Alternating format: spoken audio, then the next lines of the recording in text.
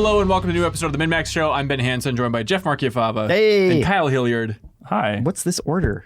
What the hell? I'm shaking it up for a surprise Where's twist Cereal? at the very end. Cereal, God bless his heart, he had other work to do, which helps because we have an open slot and it's filled by the one, the only, Me! Javy Gwaltney, everybody! Javy. Thanks, Cereal. You're a good man, but a lousy Highlander. So It's that's why I have a refreshing spot to now. hear those dulcet tones, man. Oh, Because I'm guessing a lot of people watching and listening to this did not tune in to Extra Life, so they haven't heard from you in a while. Or maybe they listened to your interview on the 1099 podcast, which I enjoyed. yeah, I did that. You did that. I did an episode that's going to be coming out, I think on the 25th or Did you talk something to like Joseph that. or Josiah? Joseph. I talked to Josiah last year, but it was mainly just about Dragon Ball. So with Joseph now, it was more about like founding MinnMax and stuff. But good to hear your voice, sir. Yeah. Do you miss microphones? Yes, I do. I have missed this. I was actually, when you extended the offer, I've spent the last, 2 days, super excited, especially as I've played more of the games we're going to be talking about. Yeah. Oh, good. What are you doing now? I work with Tara Bruno PR as a publicist, and what that basically means is that I work with our clients as a PR person for like private division and stuff. So I'm PR on like the Outer Worlds and Disintegration and some other stuff. Yeah. Eye-opening or about what you expected? Oh, yeah, no. I mean, a little bit of both, but it's mostly what I expected, but there are some eye-opening things that I didn't... It definitely made me feel a little embarrassed and sheepish about some moments when I worked, as a journalist, like waiting to hear back from PR people. It's Yeah. like, you're tapping your feet, kind of like Sonic, going, why aren't they getting back to me? This jerk, and so on and so forth. And then you realize, it has to go through like several departments before you can actually get an accurate answer. Right. That sort of thing. So just minor stuff like that. Do you feel like being on that side of the fence, and you are on the warring side of the fence compared to MinnMax, although I'm always confused. We're gonna fight after this. Being on that side of the fence, I feel like a lot of people came forward had a lot of respect for developers, but do you have more respect for them, or do you feel like you're working more closely with them just in terms of like messaging? Do you understand their plight a little bit more? I mean, I feel like because of cover story trips, not necessarily that much more, because at GI, we had a rare, sort of privilege to like go spend literally days at studios. Right. So we got to see that firsthand. So it feels like I'm getting a little more intimacy on like what we already had a window into. Right. So, it's a further respect, but no new knowledge on that front, I guess. Right. Hey, let's dive into this. This is the JV interview. You're a man with strong opinions. Okay. Do you worry about being on a podcast while working in PR? Because it's like, I might have to bite my tongue every once in a while. I know you're not going to come out swinging with some anti-Outer Worlds messaging, but, you're an opinionated dude, and it's weird because now the role is almost to not have any opinions. Will the words garbage come out of your mouth at any point? No, I don't get a really mirror. feel weird about it. I don't feel like as long as I'm very upfront about what I do, I'm saying like, hey, if the Outer Worlds comes up, like we've already said, I'm doing PR on it and we talk about it, then at least like, whoever's tuning in knows about that. And the good news is, we all like that game and are doing the I don't game have to club kill you all separate after from this. you. Yes. It works out well. But no, I haven't really felt, because I went back on Twitter recently for job stuff, but have kind of stayed on there just as a way to like talk about gaming stuff a little bit as well, just to have that little outlet. Right. And I've made it a little bit more positive than the last time I was on there, but it's typically stuff like, hey, I like this in games. Yeah. It's pretty easy to do that. Yeah. So, I don't necessarily feel like I have to be restrained necessarily, I guess. Right. Well, congratulations on the new gig. Thanks. And things are going well for you. You're staying in Minnesota for a while Yeah, now? yeah. Okay, that's awesome. You're welcome by the studio whenever you'd like. Oh, don't say that. I'll be here all the time. Okay, hey, that's great with us. But I know you're a sober lad. Yeah. So I got you some champagne in a sober form here. Oh, what for you is to this? consume. Is this? It's gummy bears. This is amazing. Champagne flavored gummy bears, only the finest. Careful when you open that bag because it will pop out. Oh, okay. I'll save very it. aggressive. I'll save it for after the show then. No, JV. Oh, I you're have to eat eating it. it on the show. I have to eat it on the show. Without cereal here, we need somebody. This is the Oh, main am I snacks, reviewing right? it? Sure. You know Is what? this Why a not? mini Really? snack? We're really gonna step on Cereal's toes that much? We're not gonna have him on the show, and then we're gonna You take can away eat a gummy bear on a podcast without Yeah, no, cereal. but Cereal's No. the only one who can Mint tell us snacks? what He he thinks patented about that. it. Okay, you're right. You can chew on that. and Cover give your an face. expression, but you can't. No let people expression. know. Cover the face so we can't see how you feel about them. So wait, you guys want me to grade this or not? I want you to enjoy it, but I don't want you to communicate your review because that's Surreal's territory, and that's really rude of So you I to can't step on talk it. about how Unbelievable. satisfying this plastic crinkle is. then. No, you cannot. It's Nothing very, of the sort. okay. You can crinkle it a little, though, for the ASMR folks. Boy. Let's see. This is a Patreon, everybody. If you're watching or listening to this, patreon.com/MinnMax. 2 ends, of course. You can go there, and if you support us at the $5 level, you get early access to the audio version of this very podcast. I know there's a lot of people watching or listening that don't follow us on Patreon. I'd recommend giving us a little bit of support there. You get access to the Discord. You can leave comments for the Make the Show Better segment, all that fun stuff. So I think it'll be worth your while. And also, I saw a lot of nice comments in the wonderful Discord this morning about like, geez, these guys are really pumping out a lot of content because we've had a productive week so far. And they're like, oh, that's really nice of them. The best way to say thanks for pumping out that content is to tell a friend about the Patreon, realistically, right? Just help spread that word because we have no marketing budget. This is a couple of us in a basement, for Christ's sake. So if you like the content, please tell a friend. We'd appreciate it. And if you're watching the video version of this, we'd always appreciate if you subscribe to the audio version of the MinnMax Show, wherever you absorb podcasts, all that fun stuff. Let's see. I wrote down as my first note here, Kyle's Red Dead Redemption 2 monitor. yeah. You tweeted out a picture of playing Red Dead 2 on your PC, and it looked like the dumbest monitor I've ever seen in my life. What are you doing with that thing?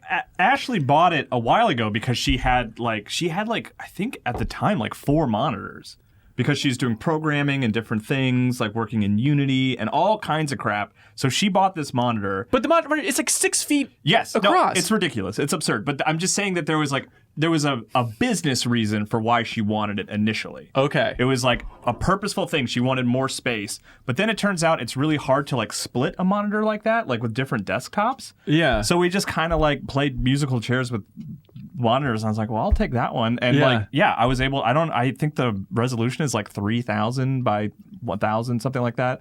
So yeah. It's more than that, but yeah. I don't know. But I played the opening of Red Dead on this absurd monitor, which is just like insane. It's just absurd. It almost gives you a headache because it's just like too much to take in. But it ran okay?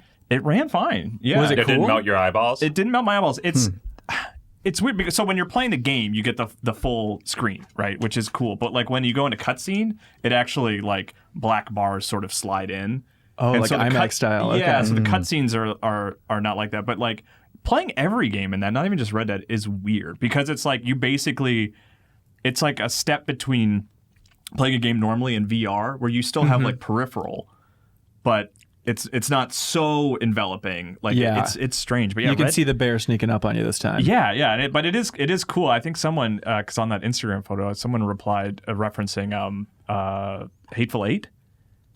Because it's because that had that really wide resolution. Oh, And sure. I was like, oh yeah, I didn't think of that, but it is kind of like playing in this like insane, mostly underutilized like film resolution these days. It's JV, weird. where'd you rank Hateful Eight in the Great Tarantino it's list? the worst one. The worst I one. hate it. I I hate the Hateful Eight. Really? Yeah. Hated is strong. See, there we go. See, he's got his opinions back. Yeah. All right, This guy's got his Jamie. mojo back when it once you comes to Hateful Eight. once you move out of video games, it's a whole Yeah, new we ballgame. can just Do you think you would like it if it was like a play? It's just the fact that it's such a weird, self-contained film and it feels unnecessary in some ways? not necessarily. I just feel like the messaging of that movie and what I took from it is something I'm just so uninterested in, like how bleak it is and the way it conveys that bleakness. Like just laugh, like the way that movie laughs at like how awful the world can be and how awful the way that people can be in it isn't something that's interesting to me. Or, you know, even entertaining in the way that something like Reservoir Dogs is. Sure. Or Pulp Fiction. Like, those people suck, but they suck in interesting ways. Right, Like, right. the people in this, you know, movie/play, they're just bad people, and I don't find them interesting. Sure. Like, I don't even remember any of their names. You're just mad that Kurt Russell broke that guitar, right? Oh, Yeah, That's absolutely. a fun story. Let's see. This week, Jedi Fallen Order is coming out on Friday. Pokemon's coming out on Friday. Yeah. We have played neither, but definitely on next week's podcast, we'll talk all about it. I'm really looking forward to playing Pokemon, probably more than Jedi Fallen Order. I assume you're the opposite, Kyle? Yeah, I'm more excited for Jedi. That's not to say I'm not excited for Pokemon. Going on a trip, so I was thinking maybe I might grab it like Friday morning before I get on the plane. Yeah. and play it. You Which can would be ignore your smart. family the entire trip. That sounds great. Yeah, great. Ideal. JV, list your favorite game franchises of all time, starting with number one. Mass Effect 2. Great. What a segue. I don't know why I said Mass Effect 2 is like a franchise. Mass Effect 2 should be the franchise. Well, they should make the game that's just Mass Effect 2 2. Yeah. It's us still being, at least I still get mad about this. When we did our individual editor top 10s at Game Informer, Yes. Joe Juba put the Mass Effect trilogy Coward. as one entry. And I apparently I was not in the office the day that it was getting proved, but I would have he raised would've hell gone over ape. that. I would have. I get so mad. You guys know how mad I get, but that still bugs me that he got away with that. It is definitely the that's- coward's way out. There's no that's- doubt about it. You saying Mass Effect 2 specifically is our He's going the opposite route. where it's Exactly. I forget always franchises. I'm drilling down. yeah. On a similar note, I always get frustrated when people refuse to admit that the 2 is the best one. yeah. I will. Okay, what about this qualifier? I'll say 2, yeah, sure, probably the best, but not my favorite, right? I have Okay. a soft spot in my heart for 1. I enjoy 1 more, Okay. but overall, you can't really argue that it's better than 2 as a game. I'll take it. I'll take it. All I'll right, take it. Especially if you play them today. But you want one? Yeah. That was Drink a it good with point. eat one with the bubbly. It makes it okay. Okay. Makes Let's it see. okay. I'll combine No. this. You got to chew it first. Chew it and then drink it. This is good. This is good podcasting. What were we talking Don't about? say Talking about anything. Mass Effect. Talking about Mass Effect. So Yeah. last week was N7 Day. I don't know where that champagne bear went. Good God, look out, it's behind you, go! It's a real champagne problem. Good So- joke. Good. Last week you don't have to compliment was that. N7 Day, right? The great celebratory day for all things Mass Effect. All the BioWare employees come out and say if they see their shadow, it's 4 more years of development. But I think it was interesting just to have this spike almost annually, and then it seemed like this year, in particular, it really got a lot of Mass Effect fans' hopes up because Casey Hudson, the Lord and Savior up there in BioWare, creative director for the original games, he tweeted out some concept art from Mass Effect showing the Normandy, I believe, and New he says concept art? Or is that the debate? that's a little bit that debate. So Okay. here's what he says. These are like all of his tweets together. He says, "Happy on 7 Day. We've been thinking a lot about where we've been in the Mass Effect universe and where we want to go next.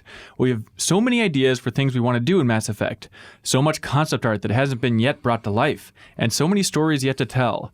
And then he shows some pictures, like, oh, here's a forest environment, here's like a city environment, and kind of Normandy flying by.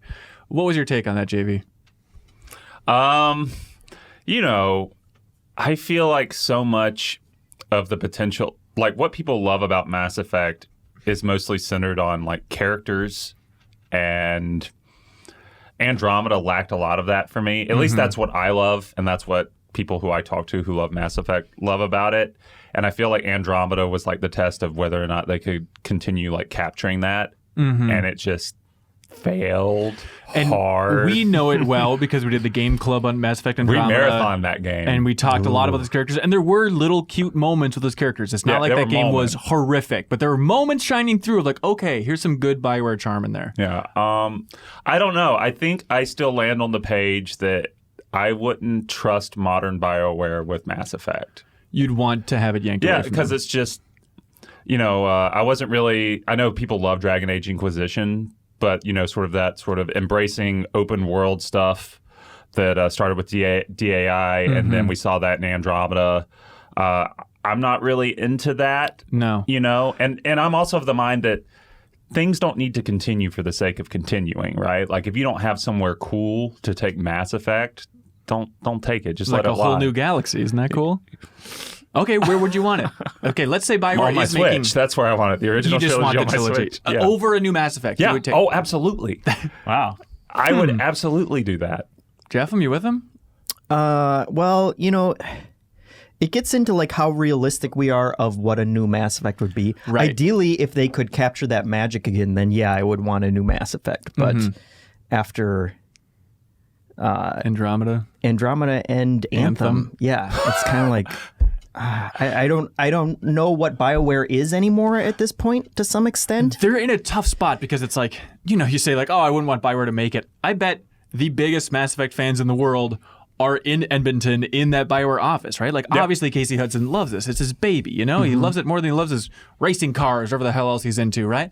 But it's just that idea of not knowing what it's going to be. And maybe they have absorbed a lesson of going from going too big with Andromeda. Like having all of those open worlds, it was just so blah, so Well, yeah, unnecessary. And the attempt to do a live service, kind of like Right. changing what the model is, and having that try and fuel into a game that doesn't really, grab that kind of idea. But don't you think they're under that obligation just because of EA? Yeah.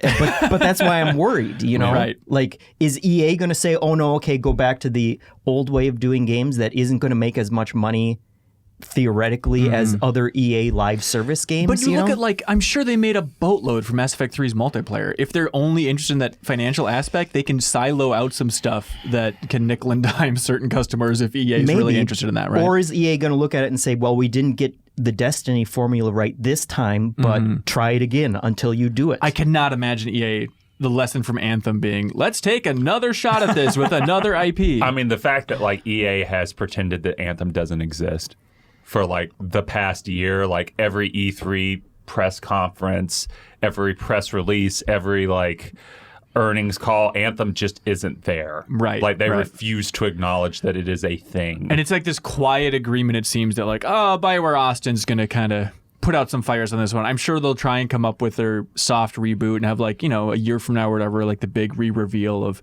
it's going to be, Realm Reborn for Anthem or the equivalent. Who knows how successful that'll be? It's in such a weird spot Or overall. do they just say that Anthem as a franchise is torched and now let's do it with Mass Effect because we know Mass Effect is popular?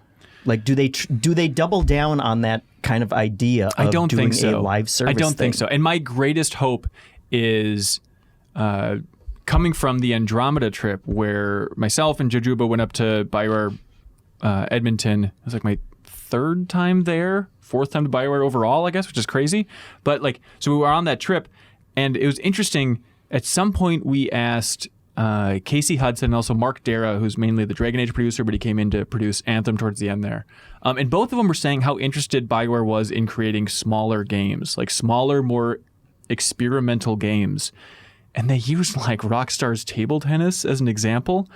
And that just gets me so excited about the idea of maybe they will make just a smaller, self-contained single player, maybe they'll experiment with co-op or something just to have some hook, but more self-contained little Mass Effect experience. Because people don't talk about this, but Mac Walters, remember when the internet loved him and then hated him, and the Mass Effect Andromeda creative director, he has been silent since the launch of Anthem, the launch of Andromeda. He went back to BioWare Edmonton, and he's been quietly working there for years and years on something. He's officially titled the Mass Effect series creative director, so he's probably still on Mass Effect something. And so I hope that what he's cooking up with a small team is just a smaller, self-contained little Mass Effect experience. That to me kind of seems like even a harder sell, though, of because people still have this idea of what Mass Effect is. And so maybe Andromeda didn't fit that mold, but saying, okay, now we're going to go even smaller, and a little more experimental and trying to do a table tennis, obviously that is a very weird example. Tennis with Garrus. Yeah, why not? But kind of shrinking it down into something I think people are still going to expect, well, okay, it's going to be 40 hours. We're going to go to all these different planets. You're going to need hundreds of people on the team to still make that game, Well, not to kiss Javy's ass. I know you didn't work on the game directly, but Outer Worlds, I think that had such a positive reaction. If they said we're going to, I don't know, this would be bizarre if they said this, we're going to make something in the vein of an Outer Worlds, just a self-contained little kind of throwback to Mass Effect 1, I feel like it would be nothing but goodwill for that message. I mean, but I don't feel like Outer Worlds is a small game. I mean, I know No, that it's was, not at all, no. I feel like that was it feels like a big, huge game. A Mass Effect on that scale would feel like a new Mass Effect to me. What I mean? It wouldn't feel like a small game. Right. You just don't need the scope of a Mass Effect Andromeda for this whole thing to be a success, right? Yeah. And I remember years ago, Casey Hudson saying that a game he really wanted to make was just a detective on the Citadel, just going around and solving little stories. And he said that publicly, so the odds of them actually doing that, I'd imagine, are pretty low. But that is the scope that I would really love for just a little side adventure. Back when Telltale was still around and they were, it was their good run. I kept thinking, man, I'd kill for episodic stuff on the Citadel or something you're playing, Tales from Borderlands approach. Yeah, you play a Turian detective or something. I'd love that. I'd play that, but I don't think that would be financially viable. Making Why not? a game for JV. Yeah. I mean, that's the rule we all learned at Game Informer. If JV loves it, this game is not going to do. It's the Titanfall 2 rule. Yeah. Wait, I don't understand why that wouldn't be financially viable. They spend 3 years developing this smaller game. It'll sell 10 million copies at least, right? I don't think it would be financially viable for EA. I think they want massive hits, right? Yeah. They don't Right. want, which is like It's not enough the to be Disney approach profitable. now, you know? Yeah. All right. Yeah, and I feel like for EA so much, I think you're always going to compare it to like their sports franchises. And their Right. sports franchises make so much money, not just because they're annual installments, but because they have, the card trading aspect of it, which also does bring in such a revenue stream for microtransactions too, that I'm sure like any sane person in that company would look at it and say like, why can't all our games, figure out how to do this in their own niche? Well, why couldn't they look at something like their little cute indie initiative of having something like Unravel? Why not take a talented studio like BioWare, carve out 10% of that studio, have them make something in that vein? It's not Because impossible. then you've only got 90% working on Dragon Age. Right. I guess that's true. Yeah. I think they want to hit those big. I guess like the one shining counterexample in all of this is Jedi Fallen Order. Of course, Right? yeah. Because that is a smaller single player thing where they're saying, okay, like this is what fans want, right? We're not going to screw it up. We're going to let them make the game that they want to make and that fans seem to want to make and not, meddle too much. We'll see how it's received. But yeah, that was always the most frustrating part about seeing the reaction towards Jedi Fallen Order was people saying like, we wanted Amy Hennig's game. It's like, what do you think this is? Like, I know it's not exactly that It's game, Stig but like, Asmussen's game, and he's also very good. but he's also like, it's taking some cues from Uncharted. It's a nice single player game with no microtransactions. Like, if we don't celebrate this, we are effed. You know? I feel like Respawn's also in a better position than BioWare ever would be, though, because I feel like they're the first developer under EA that's ever said, no, screw EA, to the press on multiple occasions because of how well Apex did. Yeah. But in a subtle way, right? Where I remember it was the launch of Apex, and they get out there with the messaging of like, we needed to launch this day one because we'd be screwed with the messaging because it's an EA game that's free to play, and so we couldn't survive it. They told us not I to was do it there this when they way, did that. you know? I was shocked. Yeah. Because there were EA people in the room when they said that. It just blew my mind. Yeah. Did they scowl or anything? No, it was a dark theater, so I couldn't really see. What about their glowing evil eyes? Did they scowl at all there?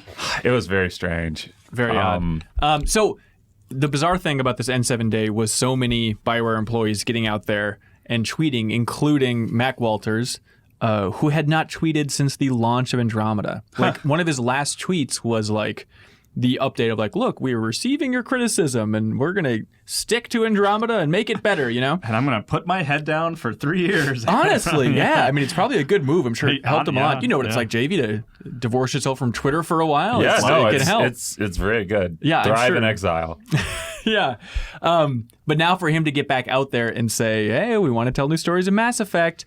And he also did an Ars Technica video about just like the greatest unresolved mysteries in Mass Effect. So it's interesting to like have them start to ramp up the messaging and get Mac Walters back out there again. But BioWare's known for this. I feel like they've been teasing Dragon Age 4 for 47 years at this point. So I don't want fans to get their expectations up because realistically it'll probably be, God, if they're going all in on Dragon Age 4 at this point. It's like a decade, right? Like 7-8 years before that thing exists and is playable in our hands, if it is on the way. For which one, Dragon Age? Mass Effect. Oh, Mass Effect. Yeah, Probably, unless they're going that smaller Effect. route, right? Because what else has Mac Walters been doing? Like, I heard that he was helping out a little bit here and there in Anthem, but I know he's not making the game by himself, but he must be coming up with some ideas in there, right? Yeah. In that little office of his. The biggest bummer about this year's N7 Day, and this might be a little bit mean, was, not getting a Switch announcement, but saying that they were putting Mass Effect skins in Anthem to celebrate the day. That was like the real kicker, man. Right. And they made it so that you can do like Squint enough, you might have some fun. yeah, you can do the shepherd dance in Anthem as an emote now. It's like, hey, there we go. There's something. They're in such You'll a bizarre take it and spot. you'll like it. Yeah. I expected nothing, and still. JV, I will give you another champagne bear Okay. if you can tell me the name of the spaceship in Mass Effect Andromeda. Oh, God. I don't even... The SS Rider? That was the protagonist, right? The SS Rider. You got it, man. Way to go. Way to go. Killing it. JV, I was really tickled the other day when I saw you tweet Wait, about... what was the answer? Yeah. Oh, the Tempest, ladies and gentlemen. Oh, yeah. The Tempest. Yeah. What about the vehicle? Oh, that's the Nomad. There we go. Way to Yeah. go. Why do you remember that one? Because it's just dumb enough to be remembered. All right. I mean, it's not quite as dumb as Mako, but, there. I went back and I watched our rapid fire interview with Mac Walters that Joe Juba did with Game Informer, and it really made me laugh. I think it might have been my joke, but it made me laugh again when Joe asked if he considered Mass Effect Andromeda a Mako or Breako moment for the series. Oh, no. I forgot about that. Just good, timeless comedy. But anyways, JV, it tickled my heart when I saw you tweeting about how much you like Death Stranding. Yeah. How far are you now? I'm not to Chapter 3 yet. But wow. I'm like 12 hours in, Okay. I think. One of the main pieces of advice from Suriel last week was don't waste all your time in a hinterland-style way. Get out of the hinterlands. Yeah, exactly. Getting stuck in Chapter 2, but you're just savoring it? Yeah, it's really weird because I've heard that a lot. Like, oh, the game really amps up and kicks up when you get out of Chapter 2 and blah, blah, blah. And it's like, no, I've been having fun. I have not had a single moment where I've been frustrated or dull, or if it was... Like, I felt challenged but not frustrated or, like, in a tense situation in the game, but I've never been bored. Bored and having fun are two things that I rarely hear about Death Stranding, so this is really interesting to me. Do you have the motorcycle yet? Yeah. Okay. Yeah. Because I feel like that's a line to cross, too, of like, oh, this is... Not, I'm kind of with you. Like, I've been enjoying Death Stranding, but I feel like getting the motorcycle and stuff that happens in Chapter 3, which I would encourage you to get there because it's really good. Okay. Like, those two lines to me are like when the game... starts feeling better quickly. Yeah, no, I mean, there's just something about it. I feel like I'm walking around in the world, like Prometheus, like I'm walking around in that alien world, Right. like just like the gray landscapes and the overcast sky, and I love it. And I love sort of like the New Zealand looking territory where you're just, there's something about that. It's just very relaxing about cutting through that territory. Yeah. Well, I'm looking forward to, maybe more than anything, on planet Earth are the GDC talks from next year, especially if Koji Pro employees go, like the environment designers, the art team, just creating that level of variety. I would love to hear how they did that in a relatively short period of time like that. Yeah, because this game, I mean, relatively, it hasn't been in development long. No, like right? 3 years. Yeah. For a whole new engine, whole new IP, that's insane. Yeah, no, but I mean, I'm loving it so far. It'll probably, unless something catastrophic happens, which I guess it could if this game's like 30 or 40 hours or whatever. Yeah. It'll probably be on top 3 or 4 for the year. Oh, wow. Yeah. Jeff, you're playing it too? Yeah. And Kyle? Yeah. I'm only a couple hours in at this point. How far are you guys? I'm in Chapter 3. I've done like the first couple deliveries after Chapter 3 starts. Yeah, and I'm right about to start Chapter 3. Okay. And what's your temperature on it? I like it. I think, JV, you had a tweet which is now, I feel like there was, when the reviews came out before the game came out, it was a lot of love or hate, right? But now that everyone has their hands on it, we're kind of approaching that point where I'm seeing a lot of people say they have the opinion. I understand why people aren't into this game. I understand why people are turned off this, but I'm really enjoying it. That's where I'm at, exactly. Like, I play it and I'm like, I want to explore this world. I like being here. It feels like a weird Kojima game. It's super strange. I love just the sort of, like, too much explanation about everything. Like, they take the time, like things that you take for granted in video games, like mechanics. Like, Death Stranding has explanations for why they exist the way they do, and it usually involves like an 8-minute cutscene explaining it to you. And I when it's well done in the way that Kojima does it, like, I enjoy it and I really like it. But at the same time, I totally understand why people would be frustrated by this game because it is walking and listening to good music, and that's essentially like a huge portion of the game. Yeah, and like know? you're taking care of your equipment and stuff, and I could totally see why someone would find that boring. Yeah. But I'm just not that person. I could see someone being like, I gotta change my boots? Yeah. Like, And I have to carry like 2 extra pairs of boots as I'm going around. I and also- like deciding where I'm going to put them on my body. I also feel like failure is funny in the game too. Yeah, yeah. Like, it helps that whenever I drop a bunch of my crap, I'm just like, oh no, oh well, pick it up. It made me laugh so much in the beginning too when they're like,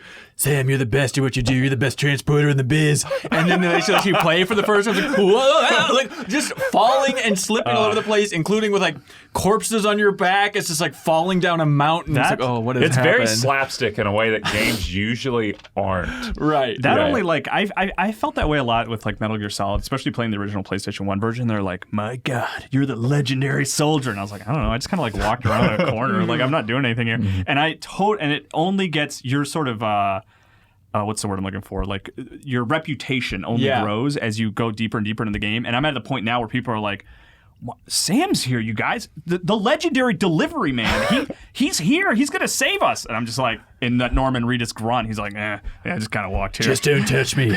Yeah, I also really like the social structure of like, players building into this world, like building structures in this world together in that sort of ghostly Dark Souls journey way. I think it's the first game I've played since both those games that takes that conceit forward in an interesting way and isn't just like, here's this bullshit again. Yeah, it's Dark Soulsy but more helpful. Yeah. When you're like trapped in an area with a bunch of BTs and you don't have the piece of equipment you need, and then it's like, oh, someone put a ladder there. Like, thank God. Yeah. I can get out there. That sound is so weird. Yeah, I've had a bridge like out of nowhere save me. Like I turned the corner while that wave of like hands coming after me and saw a bridge and just ran up on it. Yeah, and I can't go on there, I guess.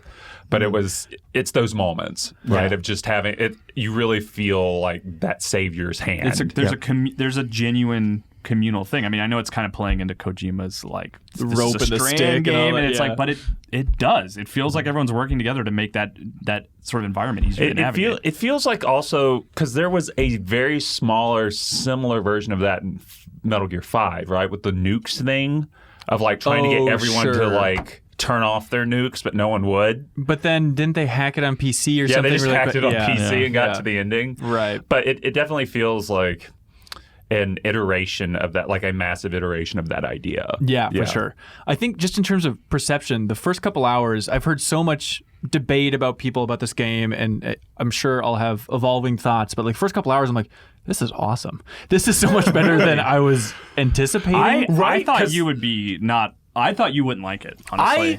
You just have to give it up for, again, a pretty short development time and just having a world this distinct, that flavor so distinct. The art direction is unbelievable. Tech is unbelievable. But just to have like such a bold, centralized vision for something in the industry, it's like, hey, this didn't have to exist, everybody. This is amazing that they pulled this off. This has a multi-million-dollar budget is insane. Yes. Like, those employees really did a great job over there. Because, the team isn't that big. It's just mind-blowing that they're able to turn this around. And it looks so good on a base-level PS4. It's stunning. Yeah. Granted, a lot of cutscenes at the beginning. There's no doubt about it. But, yeah. Oh, there's more of those. Really? Interesting. Yeah, there's plenty of absurd thing, but I think when you drill it down, to me, like, the two big experiences that it seems to be built around besides the community angle is like the stress and relief of sneaking your way around BTs, right? And then like also the relief of when you're finishing a long journey through a place and you're like kind of on that home stretch, which is when a new song always kicks in as you're kind of going down. Like, it reminds me it's like the Mexico thing, right? From Red Dead. Yeah. It is weird that the two biggest fans of the Mexico thing in Red Dead are Rockstar for Red Dead Redemption 2, where they just keep playing new songs, and it's good. And then also Kojima with this, where it's like, when you're traveling by yourself, if you hear a beautiful song, there's no better way to absorb music in a game. Yeah. I think, I understand a lot of people getting bored by like having to walk through sort of that vast landscape, but at the same time, when you're really getting into it and you're relaxing, and then BB goes off, and your little buddy on your shoulder, the robot thing, starts doing his thing. It's really tense. Like I haven't felt as tense with an enemy type since like clickers. Of like, because it's just so mysterious. Of like, well, where are they? And you can't really see them until you like pulse, and they're right there. Right. And I don't even know what they are. That's the fun thing, at least in the beginning, is just trying to figure out like, okay, they have the hand footprints. That's really cool. When it's on the wall, I'm like, what are they doing? Are they just like walking on the wall? Like, I just want to know exactly what's going on there. I want to know what they see. Maybe they're equally scared of what's going on, but from their vantage point, they're interacting with a world they can't quite understand. Like, I want to know everything about those silly BTs. Also, the idea of timefall is really cool. Like, that's such an awesome take on like acid rain. Right, so it's rain that ages you quickly, but they're all pretty cavalier about it. Like, it's raining death rain. They're like, I'll put a little jacket on. I'm not going to cover my face. My nylon coat. Right. It'll be fine. But even then, you know, he's like wiping tears away, and he's like, his hands are covered in the rain. Like, look out, you idiots. Yeah, but it's a super fun idea for sure. Also, by the way, does rainfall, if it collects, like, is that just like a bucket of like scary water that you can't interact with? I mean, Apparently aren't all the not. rivers and stuff Yeah. like? Well, why aren't, it seems like it doesn't affect plants, which is shocking. No, It it does. does. Yeah, It because you does. can see them like Growing and they dying and sprout growing and then and they dying. die. Oh, I thought that was just Yeah. when BTs are near them, that in the No. cutscenes at least. I Okay, think so that's it's also everything? the rain. Yeah. Oh, weird. So like bacteria and stuff? Yeah, I Like guess so. everything is just aged quickly? Sure. Who knows? Like, this definitely feels like it's also a game of. It's not surprising for Kojima, I guess, but a game that's made of small details. Like, Yeah. I just really love that you can see your cargo containers literally melting in the rain. Yeah. Like the sparks flying off of them and they're rusting and stuff. That's so cool. One of my favorite small touches like that are when you're comforting BB. Well, I don't know what that thing is called. The It has some name, but I forget. You know, the helpful Wally. thing. Wally becomes a mobile. Like over your shoulder and like spins for the BB, Oh, I which is didn't like see- it's just like a cute little detail that I like. Yeah. Oh, that's nice. It's fun to see the bits of UI and just overall the feeling from Metal Gear Solid 5 or the Metal Gear series that's brought into this and a whole new engine. It's like, oh, even like the character movement, it feels so similar to Metal Gear Solid 5. But the UI is something that I keep thinking about. Like whenever you deposit your transport, your cargo, and it's just like those result screens. It's like, it seems like since Portable Ops, you know, that's just been a weird staple of Metal Gear. And it's like, is Kojima the one that really loves just tiny text result screens with a bunch of data on it? Because I'm not a fan. There's a lot of data just everywhere. That Yeah. I think I like is the just idea way of too much. Kojima just somewhere making the original Metal Gear Solid, reading through a bunch of dossiers and becoming addicted to that. I want this in my game. Yes. Yeah, for sure. Yeah, that's the thing is, you know, some people out there, the Kojima haters will be like, oh, what a diva. He's making this artsy thing. It's out of nowhere. What does he become? He needs an editor. I get it, but playing the opening of that game at least, there's something so beautiful about the idea that we created this weirdo in a way. Like our love for Metal Gear propelled his ego, you might say, and his stardom in the industry to the point that now he's like, I'm just going to hang out with a bunch of filmmakers and creative people that I really like and make some of the most batshit gaming content you've seen. Yeah. Like there's something really He's cool like, oh, you about guys that. like the weird stuff in Metal Gear Solid? How Yeah. about a whole game of that? You know? Yeah, and I watched this documentary on BBC about like wrapping up Death Stranding. Oh. And it's interesting on that because he talks about how he's like, yeah, Death Stranding, it's still pretty conventional as far as games go. He's like, our next game, once we're in the all-streaming future and games have to compete with films and music more directly, he's like, that's when I'm looking forward to getting really weird and unrecognizable on the gaming front. So if you thought the lore was confusing for Death Stranding, it seems like Kojima wants to move in a direction where the mechanics are even more unrecognizable, which is really exciting. He told GameSpot that he seemed to hint towards sequel. Was kind of Oh, like, really? like he said, like, I think we'd want to keep going with this without like committing to anything, you know. So it's interesting to hear in that BBC documentary. Like that almost sounds like a different thing completely. Well, it's also where he teased, you know, well, not in that, but he also teased that he wanted to make films at some point. So it could be Yeah. just kind of far-reaching stuff. But I would be surprised, I guess, if they didn't go right into a sequel. Hopefully he Seems like- makes something small, like some sort of Mass Effect game in between them. I mean, in some ways, like it kind of makes me think of like the original Assassin's Creed, Right. where it's like there's a lot of tech and mechanics that are locked down here.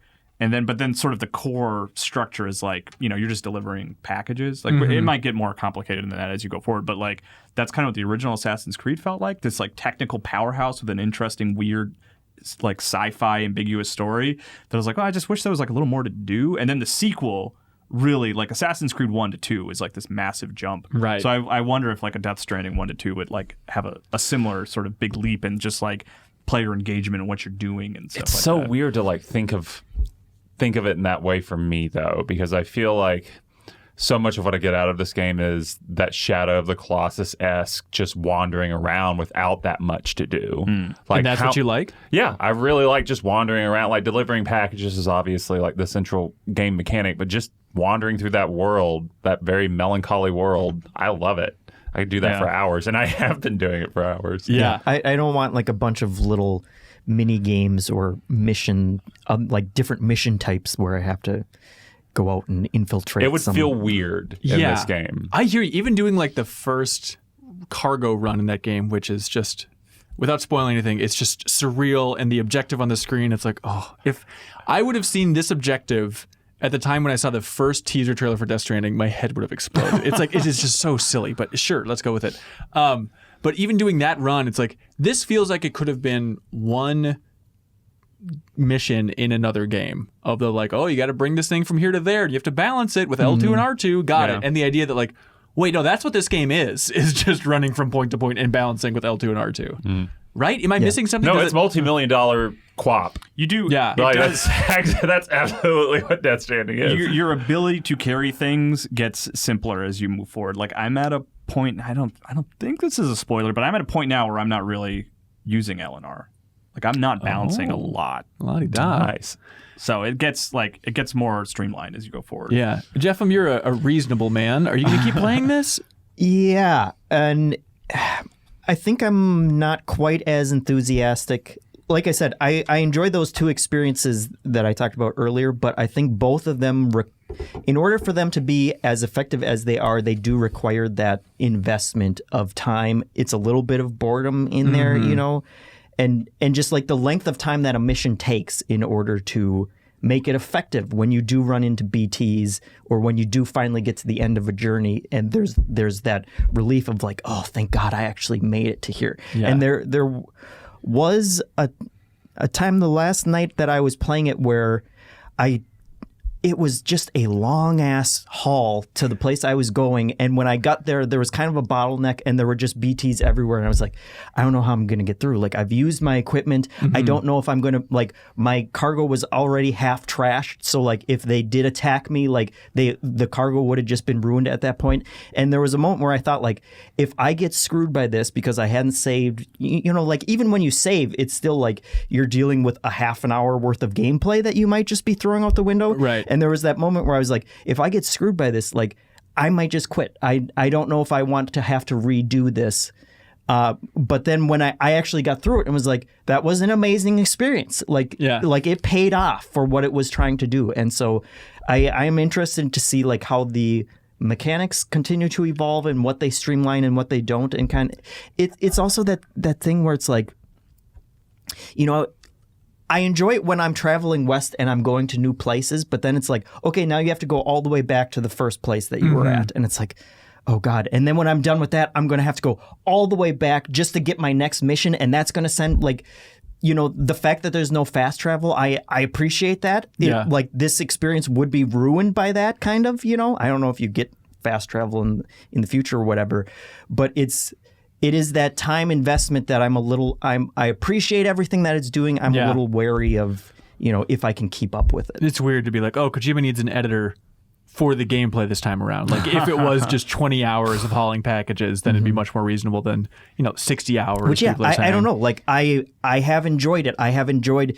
He has crafted those experiences and they've worked for me. My question is, if I do run into situations where it's like, wow, I got totally screwed by that, you know, am I going to want to keep on trying? Yeah, for sure. It's a weird, I don't know if anyone else feels the similarities to this and Days Gone, where it's like Sony came out with two games where it's like you go out into the wilderness and the game's not afraid to screw you over while you're out there, you know? Unconventional open worlds. Yeah. Where it's not just like, okay, I can respawn my, like the bike that you get early on, I know you can craft them later or whatever. But when I got that bike, you know, it was a huge help. But then I got to a place where I had to go out into new territory and was like, I'm not taking my bike. Like, I don't know, I'm going to get stuck on a rock or something. I'm going to lose that bike, you know? Because it doesn't just make it easy to like, well, okay, I'm going to warp back and, you know, instantly spawn a new bike. It is weird. Yeah. And it was the same thing with Days Gone. It's like, it's a weird,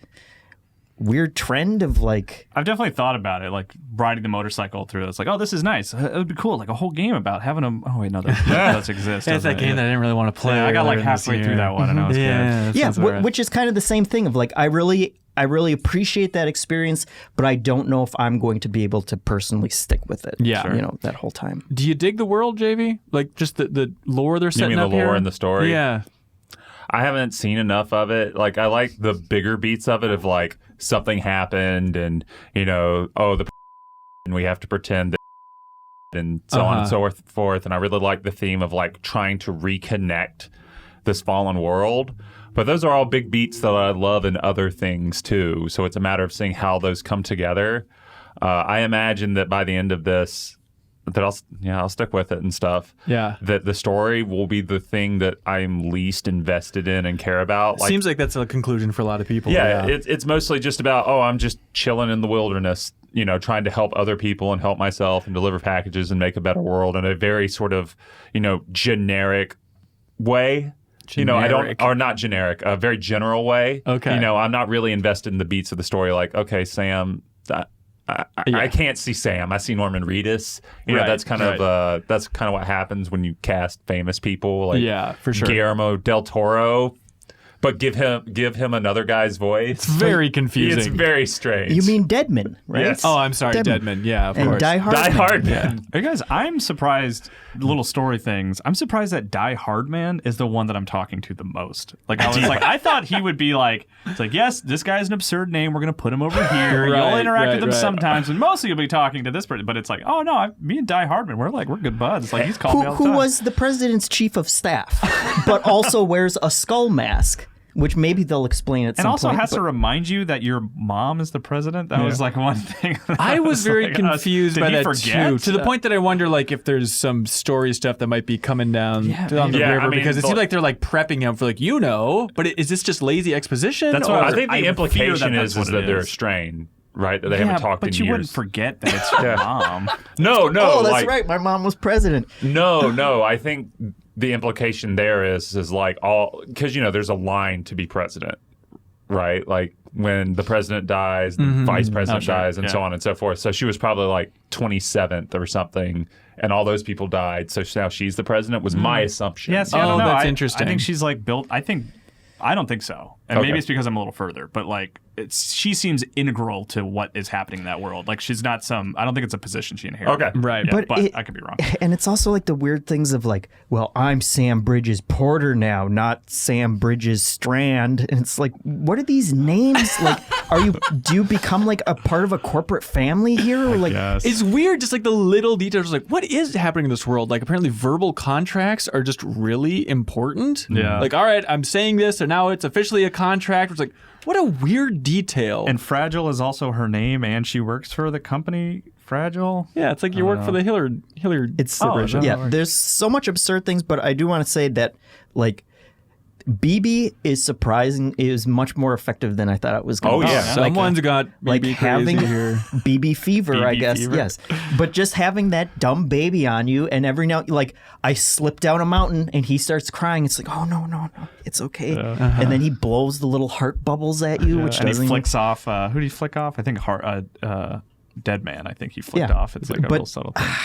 I don't know. It kind of gets back to the Walking Dead season 1 that putting you in that position where you have to take care of something that's more helpless than you. Right. And it's a weird like growth of the video game industry of that we're to that point where I'm less interested now in just shooting a bunch of stuff, and like now like games are just making us all moms and dads. Right.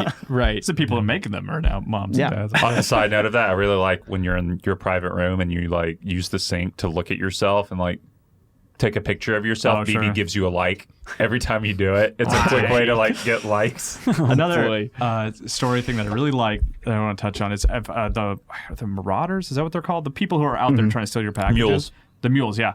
I love. Yeah, Marauders is That's Outer Outer Worlds. Worlds. Oh, is that right? Okay, that's right. We're all confused. But I love how Die Hardman talks about them. I don't know if you guys have had any conversations with him about the mules. Oh, where he's just like, they became addicted to delivering. Yeah, it's like the way it's presented is that like stealing packages are like getting high for them. and Die Hardman's like, they don't even know what they're doing anymore. They just got so addicted to stealing packages. They don't even care what's in the box. They just want to steal the packages. It's just like so ridiculous and absurd. Yeah, and also all of the emails that you get from like these grizzled survivors who are living in bunkers, and it's like, hey Sam, you're the best.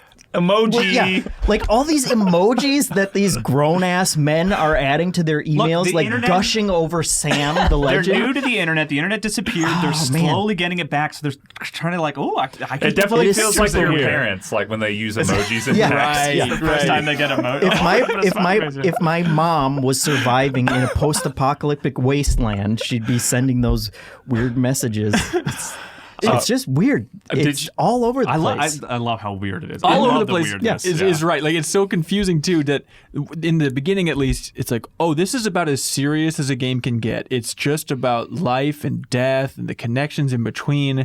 And then the first number, as I'll call it, like the first song they play, the chorus is "Don't be so serious." It's like, I don't know what you want from me, Kojima. I don't know how you want And me to then you react can to make this. poop bombs and pee bombs. Right. Yes, and And what there's is an 8-minute cutscene explaining to you how that works. yes, and the Norman Reedus like advertisement while you're Oh, pooping? right, with yeah. Norman Reedus? Yes. On AMC? Yeah. What do you think is more jarring, that or the Monster Energy drink? The Monster Energy drink. For me, it was the AMC thing because Really? like. Yeah, Monster at least Monster in universe, Energy. I guess. It's stupid, yeah. But then it's like, I'm looking for an ad for a real TV show starring the character in this game. Oh, wait a second. You're like, making a lot of sense here. it's just bizarre, and that's the kind of thing where like.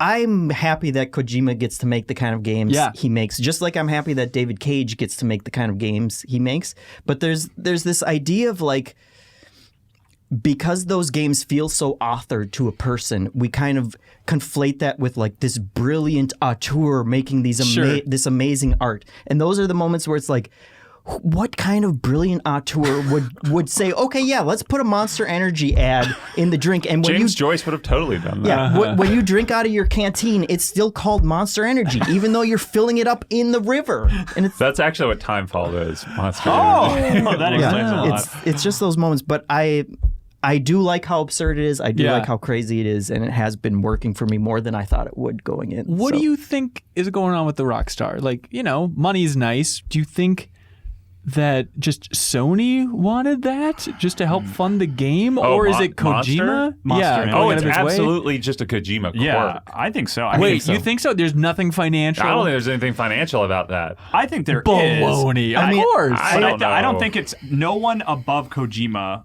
like in the executive sort of ranking, told him to do that. I Right. think Yes. he wanted to do it. I mean, if you look back at Peace Walker multiplayer, you could unlock like Mountain Dew T-shirts and stuff like that. Like it's always been kind of in the background there. It is weird that it's so front and center here, but I think Kojima's just. Do you think he just thinks it's funny, number one, and number two, it helps the business a little bit? probably somewhere between Yeah, there, maybe. I think. Yeah, I can see that. It's so bizarre.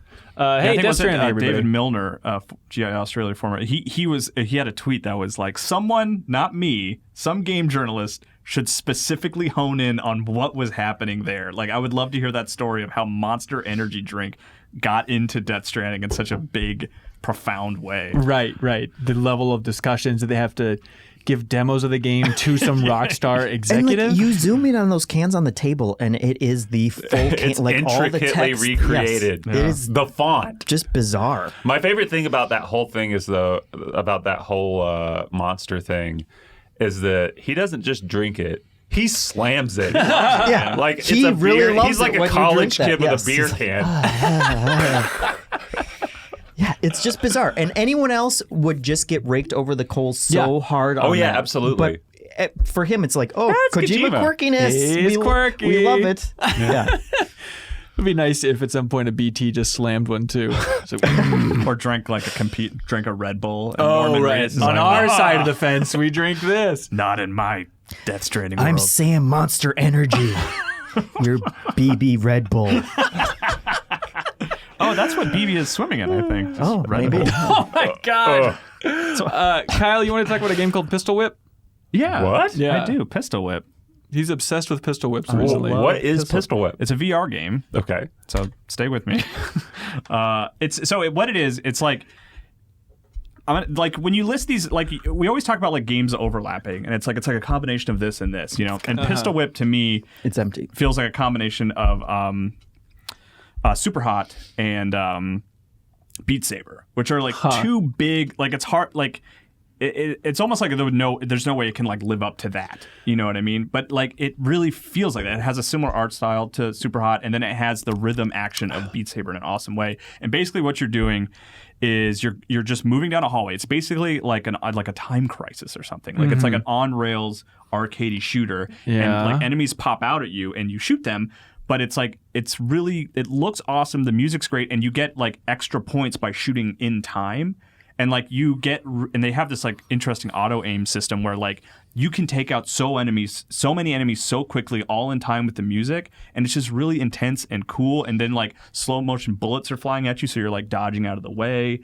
And it's like the most fun I've had in VR since Beat Saber. Like it's really cool. It feels like a pretty simplistic concept for a VR game several years into the rise of VR again. But I think that's like why it works. I think like one of the problems with VR games is people are a little too ambitious sometimes, and like you end up getting nauseated. But when you scale it down, like you're not worried about the camera, and you're just sliding through this hallway basically, and you get to focus on the music and firing off bullets at these enemies in time with the music, and like making sure like it just lets you focus on what is the most fun part of the game. Right. And it's great. It's really cool. Like I reviewed it for IGN, and they sort of like, you know, like, hey, do you want to look at this? And I watched the trailer, and I was like, man, this looks cool. We'll see how it plays. And I ended up like really enjoying it. Oh wow! And I like whipped my head into a bookshelf dodging a bullet, and it really hurt a lot. Yeah.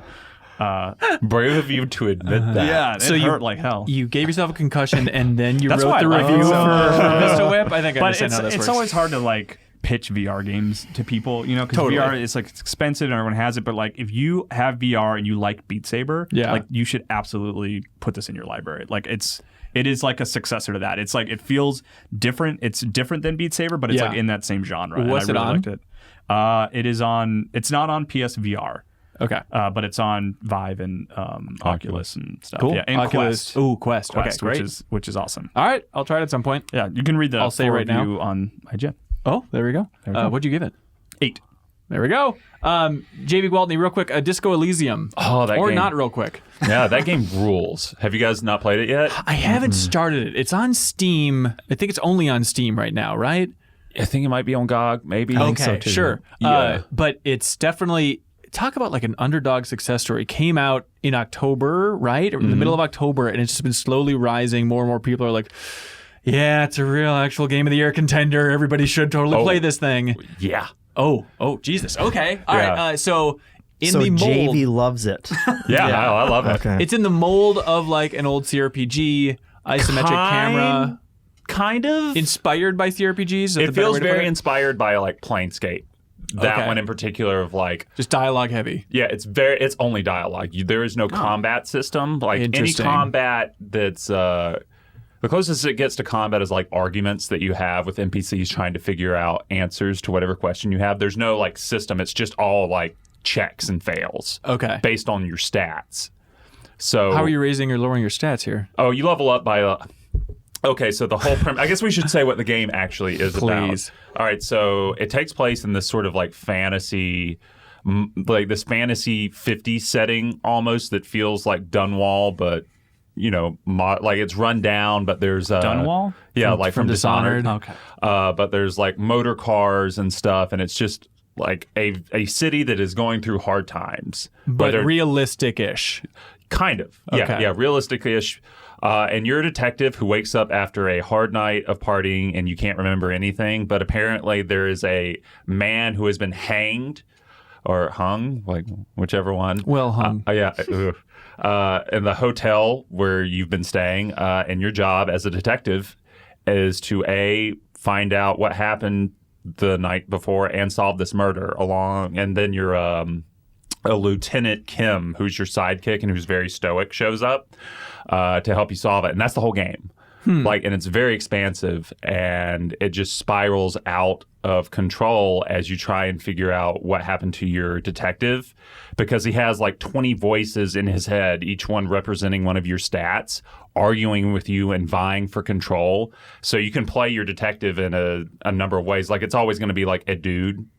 But you can be a crazy cop. You can be a sad cop. You can be just a wild cop who binge drinks and sings karaoke. Like, it's very strange and sad and fun. And the writing's great. Oh, the writing's superb. Yeah, apparently it's based. I did some research this morning trying to understand where this thing came from, how it works. So the developer is named ZAUM. Yeah. They're an Estonian developer that then moved to London. But apparently the world is based on just the writer made this world in D&D and then eventually converted, I think, into a novel, and then it became this game that he eventually renamed to Disco Elysium. It feels like you're playing. It is the closest video game experience I've had to actually like playing D&D. Really? In terms of like how many stats you have and like, you know, how deep you can get into conversations with a single NPC trying to figure out, okay, because it feels like every person in this city is a suspect when you start the game. Like, it could be any of these like 100 NPCs that inhabit this world, and you're trying to narrow down what happened. But every conversation you have feels like it opens up a new thread that you have to track down, and it's not dull work. Like, it's exciting. Like, I tell myself that I'm only going to play 2 hours or something, and I ended up last night playing like 5 or 6. Yeah. Like, And it's a long game, too, It's right? a long game. Yeah, it's like 30, 40 hours, depending on if you do side quests and stuff. But it's so wickedly funny and sad. And it's the best writing in a game that I've seen in years. Oh, man. All right. So we're blowing it if we have our Game of the Year discussions without checking out Someone Disco here Elysium. needs to play Disco Elysium. I think his name is Suriel, because it sounds like a cross between like it sounds like there's a little Killer 7 in there, some Inside Out maybe, like with people. with like the psychological aspect. Yeah, it's because you are constantly talking with these voices in your head, and they're trying to outplay you or tempt you to like take drugs or like, hey, this is how we're going to lie to convince this person to tell us what we want. So sometimes they're like your allies, sometimes they're just trying to mess with you. It's very exciting. All right. I got to check it out. Disco Elysium. Yep. I mean, I assume in your top 5 games of the year? Yeah, it's probably my number 2 right now. Okay. Yeah. And number 1 is? Oh, the Outer Worlds. Like, honestly, in your heart of hearts. Yeah, would it Outer Worlds. I know. But would it be Outer Worlds if you didn't have this job? Yeah. You know that in your core, of course. Yeah, because it's so Mass Effect-y. Like, it's everything that I want from a Mass Effect spiritual successor, even though like that's not the spiritual successor it's meant to be. Right. Like, it just hits so many of like, oh, I like this. Yeah. Yeah. For sure. Kyle, what shirt is that? Oh, it's a MinnMax shirt. Did you just get it recently? Yeah, I bought it. How is it? Fancy. It's honestly, I think it's a good shirt. Does it feel nice? I'm picky about my shirts, and it feels nice, and it fits well. So It's a medium. does it have this coloring naturally? Natural Because coloring. Yeah, Kyle when I got- looked at the picture, it just looked like a black shirt. Well, So I you got can like customize it. I got like Okay. a grayish one. I don't remember what the actual color was, but I was surprised when it almost has like that bleach effect on Yeah, it. it's like a weird bleached leather look, Yeah. but that's the one But you guys wanted. like it, right? Like, Yeah, it's really commanding. cool. When you say bleached leather, you make it sound like he's wearing roadkill. That's right. He's wearing human skin, and you can buy your MinnMax human skin T-shirt. We have a spread Made from store. our patrons. That's right. And so you can check it out on the MinnMax official site, MinnMax2ends.com, and there should be a whole merch section there, and you can customize it and get all sorts of fun hats, stuff. Yeah. mugs, hoodies. Yeah. You know, the stock pictures looked a little lame. No Thank you. offense. Yeah. But we said now that Kyle has his shirt, he has to take a picture We did. that we can put up there. Did you? Yeah, we'll put it up. Was it for good? folks. Because Kyle was it's funny. complaining for like a week of like, oh, I don't know what kind of picture to take. I wanted to do something fun and Did funny. you? You guys didn't give me a suggestion. All you It's told me, fine. you just said do Donald Duck. That was like your only That's suggestion. a pretty good suggestion. You want to sell these T-shirts or not? Take off your effing pants. But I like the shirt. Oh, nice. It's good. You should get one. All right, great. Listener. Hey, speaking of the Patreon, we have a bunch of generous people supporting us at the $100 level. Their names are appearing on the screen right now, so really appreciate their support. And honestly, where are the names? right down there. Supporting Patreon, supporting us on Patreon is some of the cheapest advertising you can have. You know, if you're a small company, if you're developing a game, if you're making accessories, if you're a person that wants to shout out a loved one or yourself, a pet, anything you want, right? You can go to patreon.com/MinnMax2ends and let us know what to say in a segment like this. First of all, beating down Brian. This fella. A hero. he is an Irish super hero, nice. which, as Yeah, far as he's I can incredible. consider just a hero overall. Yeah, he does an amazing job. He supports so many Patreons out there. He's a nice guy. Start up a conversation with him on the Discord and thank him for his amazing support. He's doing a great job. Also, Richard Mady, who wants us to say, hey, check out To The Top, a VR platforming game that brings old school challenge with new school tech. Official PlayStation Magazine gave it a 9 out of 10. It's available now on PlayStation VR, Steam, and Oculus Home. And as they say, To the top. Right, To the Davey? top. Hey, there we go. Sorry, I couldn't see the message. That's fine. Should have inferred. Are you guys ready to make the show better with community comments? Let's do it. Let's do it. It's written on the back of my shirt. JV, get a load of this. Patreon.com/MinnMax2Ns. If you support us at any level, you can leave a comment every week, and that is the new pool that we pull questions from, and words of wisdom, and dares, and trivia. What are you So I doing can with just your write hands? butts every week. And we're you pay for required to say them. That's not true. We still filter these things a little bit. But anyways, yeah, every week on the Patreon page, we post a big old thing looking for questions. And Butts so is many making people... it through the filter, though, right? Oh, yeah. The Realistically, filter yeah. filters out everything but the word butts. Yeah, is how it works. 2 T's. But so many people write in with amazing things. And so thanks to everybody. Like, the way the system used to work and still works now is like, I'll give some high level, like, do you guys want to talk about this? You want to talk about this for different things that people wrote in about? And then people give a thumbs up or a thumbs down in Slack if they like the question, have something to say, or they don't, right? And it's interesting that now with the move to Patreon, it's almost universal thumbs up to every question because like they're all really smart and really good. And we don't have any of those, average riffraff questions over on the Game Informer Show Joker podcast. with an email address. Yeah, So- exactly. Now you got to earn it, baby. Anyways, Kevin Padilla says, do Butts. you like butts? Oh, Yeah. okay. I guess say a stupid joke. He says, what are your thoughts on reviews with late embargoes? Since Pokemon and Fallen Order did not have early reviews released, does this indicate a lack of confidence in the game, or is it pretty standard? Well, Pokemon released on Wednesday morning, right? Was the Pokemon reviews. Yeah. So a couple days. JV, you might know a little bit more about this now. What do you think about that idea of when a review embargo lifts versus the quality of the game? Because obviously the common wisdom is if they're trying to delay it, they're trying to hide it, a little bit like a Rotten Tomatoes movie score. But then oftentimes there's a little twist on that and you don't see it coming. I think I only ever feel weird. This hasn't changed since like the PR job. The only time I feel weird about it is when like it's same day review or after launch review.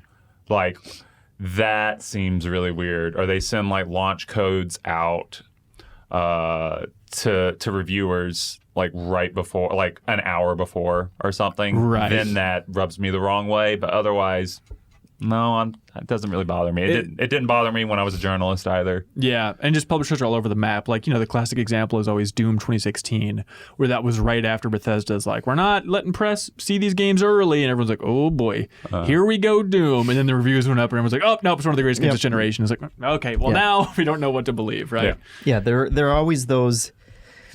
It's easy to point to it when you have an example where things line up, and it's like, oh, that game was bad. They probably were trying to hide it, Yeah. But then there are always going to be counterexamples where it's like, no, this is just their policy, or this is when they got the codes ready, to go out, or those kind of things. yeah. And it turns out the game was fine. Right. So, And you can read into so many little details. And sometimes there is an interesting story to tell from just the way that the press are getting reviews early and how that all works. Like Death Stranding is an interesting example, right? Where they sent out codes for that a month ago? That was really early, yeah. Yeah, I think it was about a month That's ago, like right? the PlayStation, like usual, right? But it seems especially early. And it was like, hey, you can communicate that you're playing the game. And I think that was just that understanding that Death Stranding is a weird big thing. And they wanted to give people enough time to not just have a hot take, but to actually like, hey, I finished it. And at the end of the day, Death Stranding is like blank. Like certain. Yeah, I think also like there is like JB talked about. There's a difference between like the review appearing right before the game comes out. There's a difference between like reviewers getting the code the day that comes out, and Right. like I think the sort of modern approach to like games being available, like they want, which is smart. I think they want the burst of like, hey, all the reviews are out and the game is available now. Like they want all that to be looped together. It's like the MinnMax reveal. Exactly. Yeah. I mean, honestly, that was Yeah. something we talked about. We did not want to tease it out. Right, Which right. was smart. Like For sure. For sure. That was really smart of us. Yeah, we did good. Good Yeah, job. we nailed us. it. Hey, you know who really nailed it? The supporters on Patreon. That's how it works, JV. Okay. No, I got it. I You got constantly it. have to remember that, like, oh yeah, we only exist because of that. Oh, yeah. Alex Brinegar says, "Hey, thoughts on the redesigned Sonic and the new movie trailer?" Less Jeff, interesting. Less interesting. Well, okay. I see what Okay, you're saying. freak show. No, but like, You're just mad that he looks less like you now. wow. Yes. But no, like, I don't really. I'm still gonna go see that movie just out of curiosity. But I feel like the one thing that really pushed me towards seeing it was, even if this movie's a disaster or just very boring, I'll have that ugly ass Sonic to laugh at the entire time. Well, we'll but always he have the objectively he looks better. It like looks he good, looks yeah. better. He looks better, but he's less interesting. Right. Do you think there will be a special feature on that Blu-ray that shows more footage of the original Sonic? No. Everyone's shaking their head now. Really? No. I think they're gonna try and bury that. Yeah. I think It's so. like, this never happened. But it's such a goodwill story. Why not acknowledge, like, you know what? We really listen You to the think Sonic that's a fandom. goodwill story? Don't you think Of so? everyone being really really screwed upset up. about it and like yelling so loudly that they delayed the movie. Well, a few that's the months? ultimate question: is we see it as a success, but then Yeah. it's like, well, is this just giving entitled fanboys more say over content which can be unhealthy? See Pokemon this week. Yeah, I don't think they're super jazzed about it. You know what I mean? Like, I would assume. I don't think who's playing the voice of Sonic. I can't believe his name. I'm drawing a blank. on his name. Why are we can't? Ben Schwartz. It's Ben John Schwartz. Ralphio, right? Yeah, Ben Schwartz. I mean, even he on Twitter seemed a little like shoulder shruggy, like, well, they're going to redesign him. Like there was some interview I listened to him where he kind of mentioned it too. Like the people involved with the film didn't seem super excited about it. The fact that that's the direction they're going. So no, I would be surprised if the original trailer is even on the Blu-ray. You know what I mean? Really? Yeah, I don't think so. Which is wild because it's out there.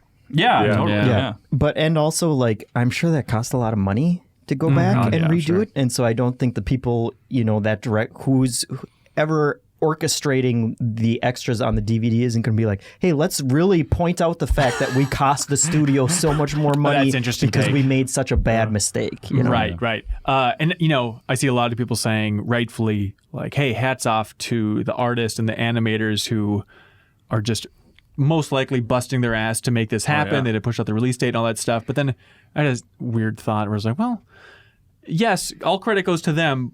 At the same time, like, does it just highlight the fact that we should give credit to more of those CG teams out there that are probably just being worked to death over and over All the again? There's time. like the Life Oh, of yeah. Pi example Yeah, where that yeah. studio was shut down. But it's like, I think they're always crunching. And this is just a very clear case Yeah. of like, boy, I bet these specific people have it hard. But what do you do? How do you support those CG teams?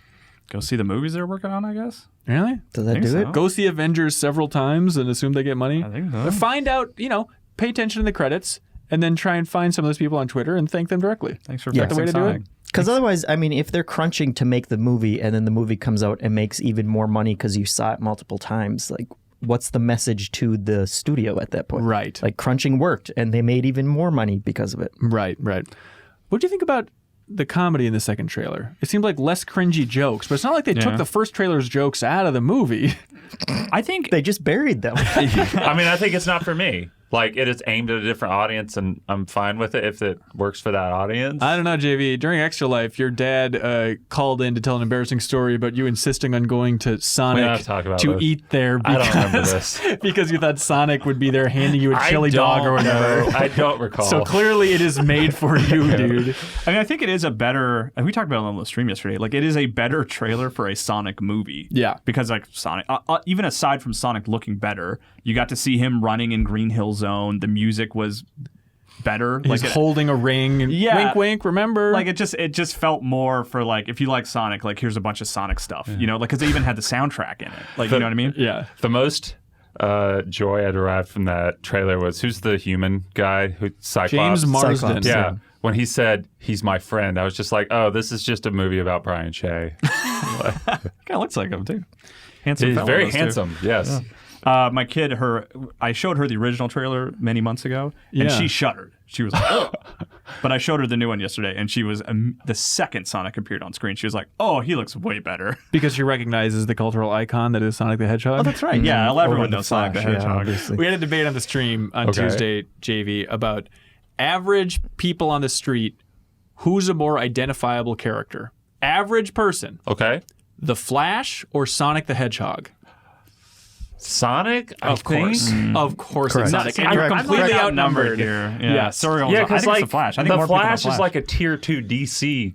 Exactly. Comic book And Jeff has a great point. He can be mixed up with so many other superheroes where it's like, what are people going to say? That's Mario? Forget about it. So are you going to make that video as you promised? Not a video, but I still want to do it. But I went over to a brewery last night and I was going to like ask people there, but it's like, well, that's not a fair sample because that's like, you know, a bunch of 32-year-olds wearing plaid. Like that, they're going to go the Sonic route. And so I'm trying to think of you, and I was trying to think, what is the most age, demographic, neutral place I could go to give this test? Mall of America. There's a place for fun in our lives, and there's a place for polls in our lives. You're right. I guess Mall of America, right? Oh, I thought you had a better answer that you were leaning towards. No, Mall of America's good. I don't want to drive down there. DMV. Exactly what people at the DMV want. Excuse me, sir. Important question. But that's like a small waiting room, and they'd spoil the answer. Oh, so I that's have true. to have like people filing by. Well, you could whisper quietly. You could get really close into their ears and ask that they whisper it to you in your ear. Who is this blue character? I'm going to show you 2 pictures. Seriously, where should I go to do this survey? I think Mall of America is actually Yeah, not a or bad just go to answer. Roseville. Yeah, just the Rosedale Mall? Yeah. I guess you're right. That's a great suggestion. Hang on. I'm going to be there soon. All right. Okay. I'll do this. There we I go. have 2 pictures. Why are you going to be there? I'm going to see a film. Kyle, I want you to look at these pictures and tell me if this is a fair representation for Okay. both. You want me to describe them? You're going to put them yeah. on the screen? Okay. Yeah. That's a picture of me in my MinnMax shirt. Okay, here is Sonic the Hedgehog. Okay, it's the modern Sonic. It's like post-Sonic Adventure Good Sonic. Average Sonic the Hedgehog shot, though. Yeah. We all agree? Yes, yeah. I wish I had a picture of a butthole or something. Everybody's so true. Good Flash? That went- looks like Justice League, the animated show. I think that's... Is this a good that's representation of Flash? I think so. Yeah, sure. Yeah. Okay, you're the Flash defender in this. Yeah. So, okay. You signed off. Flash, You just signed your own 100-yard death dash. warrant, pal. Of all the hills to die on. We had a one. poll. I don't know if you saw it on Twitter, Kyle, on the MinnMax Games account. Oh, I and deleted it. You got Immediately logged in and crushed. deleted it. Just annihilated. Yeah, because you... Yeah, I did. 'Cause you were tweeting it to gamers, but that was my whole... That was my idea to do the poll, and and you did pose the question correctly. It Thank wasn't you. who do you Thank recognize, you. it was who is more culturally recognizable. I don't remember exactly how you phrased it. However I phrased it was perfect. Yeah, you did it, All right, man. we'll figure it out. Mike Sweet writes in and says, when do you think the first game to have the PlayStation 5 and Xbox whatever logo? Yeah, did you guys hear they're calling it the Xbox whatever? That's a Xbox good name. whatever, just buy it, please. We're going to stream to every other platform anyway, so... Okay, when do you think the first game to have the PlayStation 5 and Xbox logo only, not PS4 and Xbox One, will be revealed? So the first time... Before E3. I think so. I think Yeah. PlayStation will probably do one of their streams like they did for PlayStation 4, like in February or whatever. Yeah. And I think we'll start to see it there. So are you saying a game that's being advertised as only for that Purely one? next gen. Not Not a cross-gen. port. Not like... Not Not a Last port. of Us 2 coming to PS5 as well. No, because Okay. they need just the logo. And not also coming to PS4. Correct. Yeah. So just a next gen. Yes. Well, that's I tricky think because it's if you think about something like Shadow of Mordor, like that, or Titanfall, even right? Like, Are you saying- would that have counted? You know? No. What's Okay. confusing with this? No, only the next gen thing. So I think like realistically, if PlayStation has a stream again before E3, I think they'll show Horizon Zero Dawn 2, and I think it'll have the PlayStation 5 logo. Yeah, which- I think that's going to be the launch. yeah. Yeah. I am so excited to see that logo. Are Isn't you that guys all exciting? going to turn to dust when we see it? Do you think everyone around this table is just going to age 10 years when we see that logo? Timefall will be in. The Timefall. Our logo is liquid timefall that we sprinkle on you. Let's see. Oh, Gio Benogi says, hey, I'm a big fan of when games have their home base or hub that the player stays in change throughout the course of the game. What's a better gamer-ass gamer thing than that, right? It's just the best. This is something that really draws me in with games like The Division 1 and 2, and something that really rubs me the wrong way in my playthrough of Dragon Age Inquisition. This something you guys pay attention to in games? Are there any other games that do this well? Absolutely. I think the Normandy for me is the best As just a example good in hub. Mass Effect 2 because you see it literally change your ship and then it actually matters within the context of who lives and dies in the suicide run. Right. Like you can lose half your team before you get like off the ship if you haven't invested in anything in any of the improvements. Right. Yeah, I guess that's a very clear example for sure. I always think back, this isn't exactly a home base, but just that level of progression. It's such a simple idea for like, oh, we figured out early in video games that progression in stats and character development, like we're into that just on a gameplay level. But then when they start realizing, like, oh, if we progress the environment as well, it's very satisfying. Like Mega Man Legends 1, I always loved there was like this secret hideout that you could invest in and upgrade it. And then like the kids that use it as their fort like really appreciate it. And you could like deck this place out and turn it from a shack out in the middle of a field to like this awesome secret base. It's like, that is so satisfying. I think of Metal Gear Solid 5. Usually, just expanding. Oh, of course. Dragon Quest Builders 2 does a really good job of that, where it's like kind of like your home island, but all the resources that you're gathering from other places, you're bringing back, and then you can use those types of things in your home island. There we go. Did you finish that game? No, it's huge. I mean, I know. I have to go back. Insane. Yeah. It's the Disco Elysium of builder games. That's right. Jacob McCourt says, Jablinski Games is Jack Black's YouTube gaming channel where he rarely plays video games. From what I believe to be the second time ever this week, he played a video game called Jumanji: the video game. My question With was... his Delgato? Yeah. My question was Jablinski Games simply an elaborate marketing ploy to market Jumanji the video game? No, I don't think so. JV, That's we funny. streamed Jumanji the video game on Tuesday. And Game of the Year candidate? It was the question. technically a candidate. We're going with a polite no. We're going to pass on that. There was a slight divide in the community about like, hey, this is BS. You guys are, destroying destroying the integrity of the Great Goatee Hunt, which is our Tuesday stream, by making the joke answer win. Basically, we got Bodie McBoatfaced in our poll for $10 supporters on Patreon about what game we should play.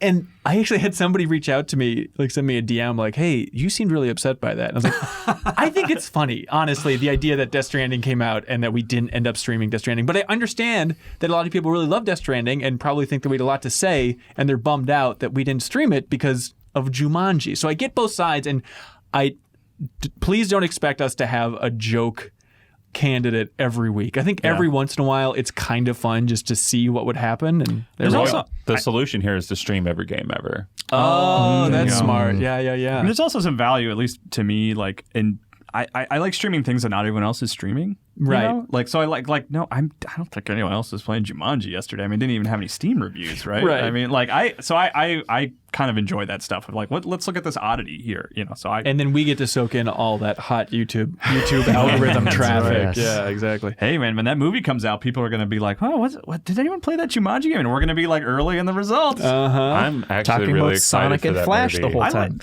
Yeah, you're gonna be like, what the hell?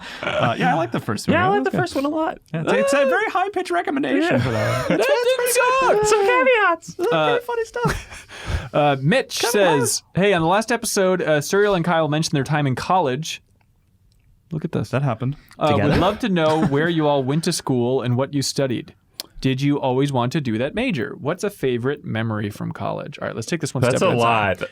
JV, I'm trying to remember the name of your goofy ass school. It was a goofy ass school. Oh, I don't remember. Do I Winston hint? Oh, that's Thurup? close. No, whoa, that's real close. Winston Thurup. What is it? Close. It's Winthrop University. Oh my God! Come on, that's pretty good. Winston Thurup sounds like the name of an old racist, long dead Confederate general, though. He did found the university, Which right? there are a lot of universities in the South named after Right. those You know what? people. It really sounds like is the character that we're always going to name anytime we stream. We're going to name our character Winston Thurup. There's not enough space for Thurup.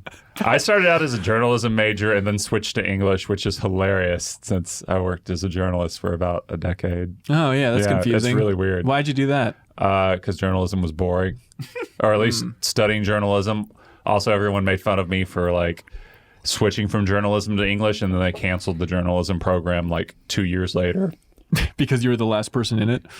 No, there was like 100 people in it. Oh, wow. They just changed it to something else, like media studies or something. Sure. But it was pretty funny. And this was in South Carolina? Yeah, I mean, it's like 20 miles south of Charlotte, so everyone who goes there is basically like, oh, we're North Carolina, we're in Charlotte. Come on. But they do it to help with like the I forget what it's called. where you in-state tuition to get in-state tuition, basically. Yeah, but gotcha. everyone who goes there pretends they're Charlotte. Do you regret the English major? No. Okay. Because Garrison Keillor says that that's a joke of a major. Oh, he's not wrong, but yeah, no. So you're saying Garrison Keillor has never done anything wrong? Wow, JV. Jeff, please, take the mic, please. Where'd you go to school? I went to the U of M. University Have we ever of talked Minnesota. about this? I don't know. I also went to the U of M. I don't think we've ever discussed this. When did you guys graduate? Were you? Well, at the he's same like time? 65 years old or something. Yeah, but I didn't graduate till 2008. Are you serious? Yeah, I graduated I took a long 2009. time. I did the super smart thing of basically double majoring, but doing them back to back, and then taking a year to study abroad. Back to back. Yeah, like I almost had my English major completed, and then I was like, you had to take a language requirement. Yeah. And so I did that at the very end, and I did Japanese, and I really liked it, and I was like, I want to keep studying this. So then I basically did a Japanese major as well. You majored in Japanese? Well, it's Asian languages and literatures. It's not just the language. It's, like literature and film classes and a bunch of other stuff. And then I went to Hiroshima University for a year. Wow. You seem hesitant to talk about your Japanese skills. Yeah, they're not good anymore. Is that right? It's like the way I feel about Spanish that I took like 4 years of, but I'm like, Yeah, which I did 3 years at the U of M and then a year in Japan, and was conversational when I was living in Japan, but it's amazing and depressing how fast you forget stuff. Do you have a favorite Japanese word? Something fun? No. Ito. Honestly, it's those kind of things where I will still catch myself thinking them every now and then. Mm-hmm. There's some things like that don't really translate into English, but once you learn them, they kind of fill a gap that you didn't know that you had. Like Sodisune? Yeah. Okay. Yep. Which translates to... it doesn't have a translate. It's like you're agreeing with what they're saying. You're kind of like confirming it back to them. Isn't that basically just what hi is, though? Like the hi. That's just yes. I know, but they use it, I think, in a framing often where, like, if you're asking a question, they'll go, hi. Yeah. Like, they'll understand where you're going, and they're giving you a positive affirmation with that. Like I said, it doesn't translate well, Right. but it's in certain situations when a Japanese person is talking to you, you feel an urge to kind of reinforce what they're saying and let them know that you understand that. Right, because And everything's so positive and affirming over there. Yes. It is stunning just editing so many interviews with Japanese developers. It's like, well, do I leave in Sodisune? At some point you realize, like, okay, I can cut this out if we're cutting out the question and stuff, because that's just the nice response. But it's so many responses.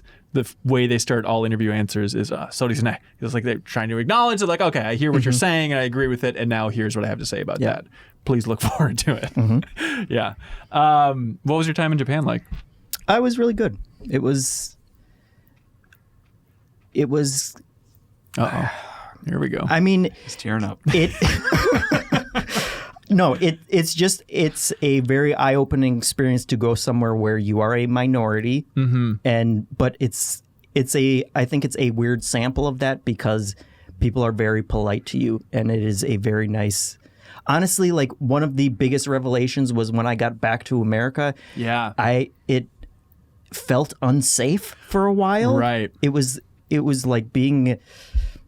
It was just a very weird experience, and so I really enjoyed my time there. The place where the university was kind of a small university town too, so that was a little different from, going from Minneapolis or Northeast to a much smaller town where it's like you go everywhere on a bicycle, and That's adorable. It was a very good experience. Yeah. Yeah, it is shocking. I mean, I've been to Japan 10 times now, and it's always just this brick wall that you hit when you come back, especially going through customs. Yes, in America, that was the exact. Holy God, everyone's being rude. Even though it's just like kind of standard. I mean, it's airports, so everybody's a little bit rude and kind of frustrated. But just like you just see people in a different way. Of like, what are you doing, everybody? Yes. It was a year of any store you go into, like it can be university McDonald's, and everyone is the nicest, most polite person trying to help you, like genuinely trying to help you and make sure that you're happy. And then I went to the airport and there was a customs lady screaming at this old foreign couple, like, you get behind that line. It was like, holy crap. Like, what am I going back to? No so decent, eh? Yes. Is that how would you say that? It would probably be like choto, which is like Chokdo. That's a good word. Choto. It's like you are declaring that there's something that you don't want to say. So it's like that's a little. So if I ask you a question, you go chokdo, and then So that's what Javy should have said when you asked if Garrison Keillor. Yes. Kyle, Yeah, hi. you went to college? Yeah, my story is like way less interesting. Of course it is. Yeah. But I will start back. I had this algebra teacher in high school who just one day just was paused class and made eye contact with me, and she was like, "You're going to be a businessman when you grow up." It's so weird. And I was like, and when it was time to go to college, and I was like, I don't know, I got to figure out what my major is. I was like, well, I had that memory of that weird moment in this high school algebra class, and I was like, I'll be a business major, I guess. Business is a booming. So I did like 2-3 years of just like being a business major, and like one day, which one of the reasons I love my wife Ashley so much is because one day she just sat down with me and she's like, "What are you doing?" She was like, "Do you like business? What do you want to do?" And I was like, "Well, I think I kind of like writing about things, like feature writing." And she was like, "Then change your major. Like, let's sit." And she sat down with me and like got me to change my major. And so I went into communications, and then I was taking like feature writing classes and like editing classes and stuff like that. And I loved it. And it was like this weird thing where I was like the first 3 years of college, I was like, well, I got to get through this to get this degree. And then it ended up being 5 years. And the last 2 years of college, I was like, oh, I'm actually really enjoying doing all this homework, and like I like what I'm turning in, and I like the discussions that I'm having in class, and I like took a film minor class and stuff like that. So I have a bachelor's degree in communications from College of Charleston, and then I got an online College of Charleston. Boo. That's okay. I can make that joke. We're both from South Carolina. Don't get mad. They kind of were. I mean, like everyone in my high school split off to go to like USC, Winthrop, College of Charleston, or Clemson. It was like those are the four colleges. What was the Winthrop reputation? Positive. Gangly? I think Clemson was like you missed that opportunity for a joke. I took it seriously. I'm sorry. I don't. Now I've like lost my liberals that are kind of snobby. Is that right? Winthrop. And then Clemson was like where all the rich party, rich sports kids people, the polo wearers. Yeah. But and then I got a master's degree online from Webster's. Oh, okay. Webster's University Online in Communications. Nice. Wrote a thesis. What was that like? Long and difficult. And do you recommend it? No. Master's degrees suck. Yeah. You have a master's degree, don't you? Yeah, I have a master's in professional writing. I was like, really? it was, for me, like I got hired at Game Informer like partway through it. And it's like, it like weirdly, I was like, do I need to finish this thing? You know, like I did, but I was like, I don't Do you regret finishing it? No, I don't. Especially now that I'm continuing to look for work. It's nice to have a Why are you master's looking degree. for work? What happened? Yeah. Oh, you didn't hear? JV, we're in a basement that's freezing recording. I don't regret it. I like having it. It was just at the time, I was like, do I need to keep pursuing this? Was like sort of my thought, but I'm glad I finished it. And I'm glad I have that now. So. Yeah, I'm kind of the same way because like I loved my English degree, but my master's degree was like pulling teeth. Even though it was like, I like writing, I love it. It just, there's something about like learning at that level that's annoying. I feel like. Yeah, no, for sure. Yeah. I went to the U of M with a double major in cultural studies and comparative literature and studies in cinema and media culture, and then a minor in art. And it was miserable. That's a lot. Yeah. It sounds like a lot, but it's just a lot of, I was just very uncomfortable. And so I just sat in the class, and the professor, they were all just blowhards. Yeah, it just sounds like you'd be surrounded by a bunch of pontificating assholes. It's 100% that. And it was brutal. It was all just theory, just in my mind, a lot of it nonsense. And I was like, okay, all right, I'll write a paper, pretend I know what I'm talking about. Okay, great. We got a real A- student on our hands here. So, that's pretty good. If you confronted me about anything I wrote, I would blush so hard my head would explode because I'd be so embarrassed because I don't know what the hell any of this stuff really is. What about the film stuff? Did you like the film stuff? Yeah, that was fun. But there wasn't. Yeah, that was fun. But there's some like film history stuff in there, which was cool. And then even with that, there was no like filmmaking major at the U. So it was through like the theater program. I took a couple of actual like hands-on filmmaking classes, and that was just so refreshing to be like, oh, something as tactile as filmmaking can be compared to just all this theory nonsense. It was so great. And then even just with the minor in art, I just kept taking more and more art classes because, again, it was just like, here's actually like a nice community where people are trying stuff and, communicating instead of just everybody filing in to listen to some blowhard professor for an hour and then filing out and not talking and getting A's. It's like, it just sucked. But that was a low point in my life. So it's all great after that. Stay in school. Stay in school. Speaking of stay in school, here's a case lesson in that. Dan Reichert writes in and says, hello, MinnMaxers. I'm already laughing. He says, my name is Dan Reichert, and I used to work with most of you. Oh. Do you remember this? Oh, yeah. Can never forget. Yeah, you never worked with Dan. He says, I did not work with Serial, but he's a very nice and talented guy. It's a shame he's not here to... Yeah. There's no way for him to hear it now. Just change it true. to Javy. Yeah, that's true.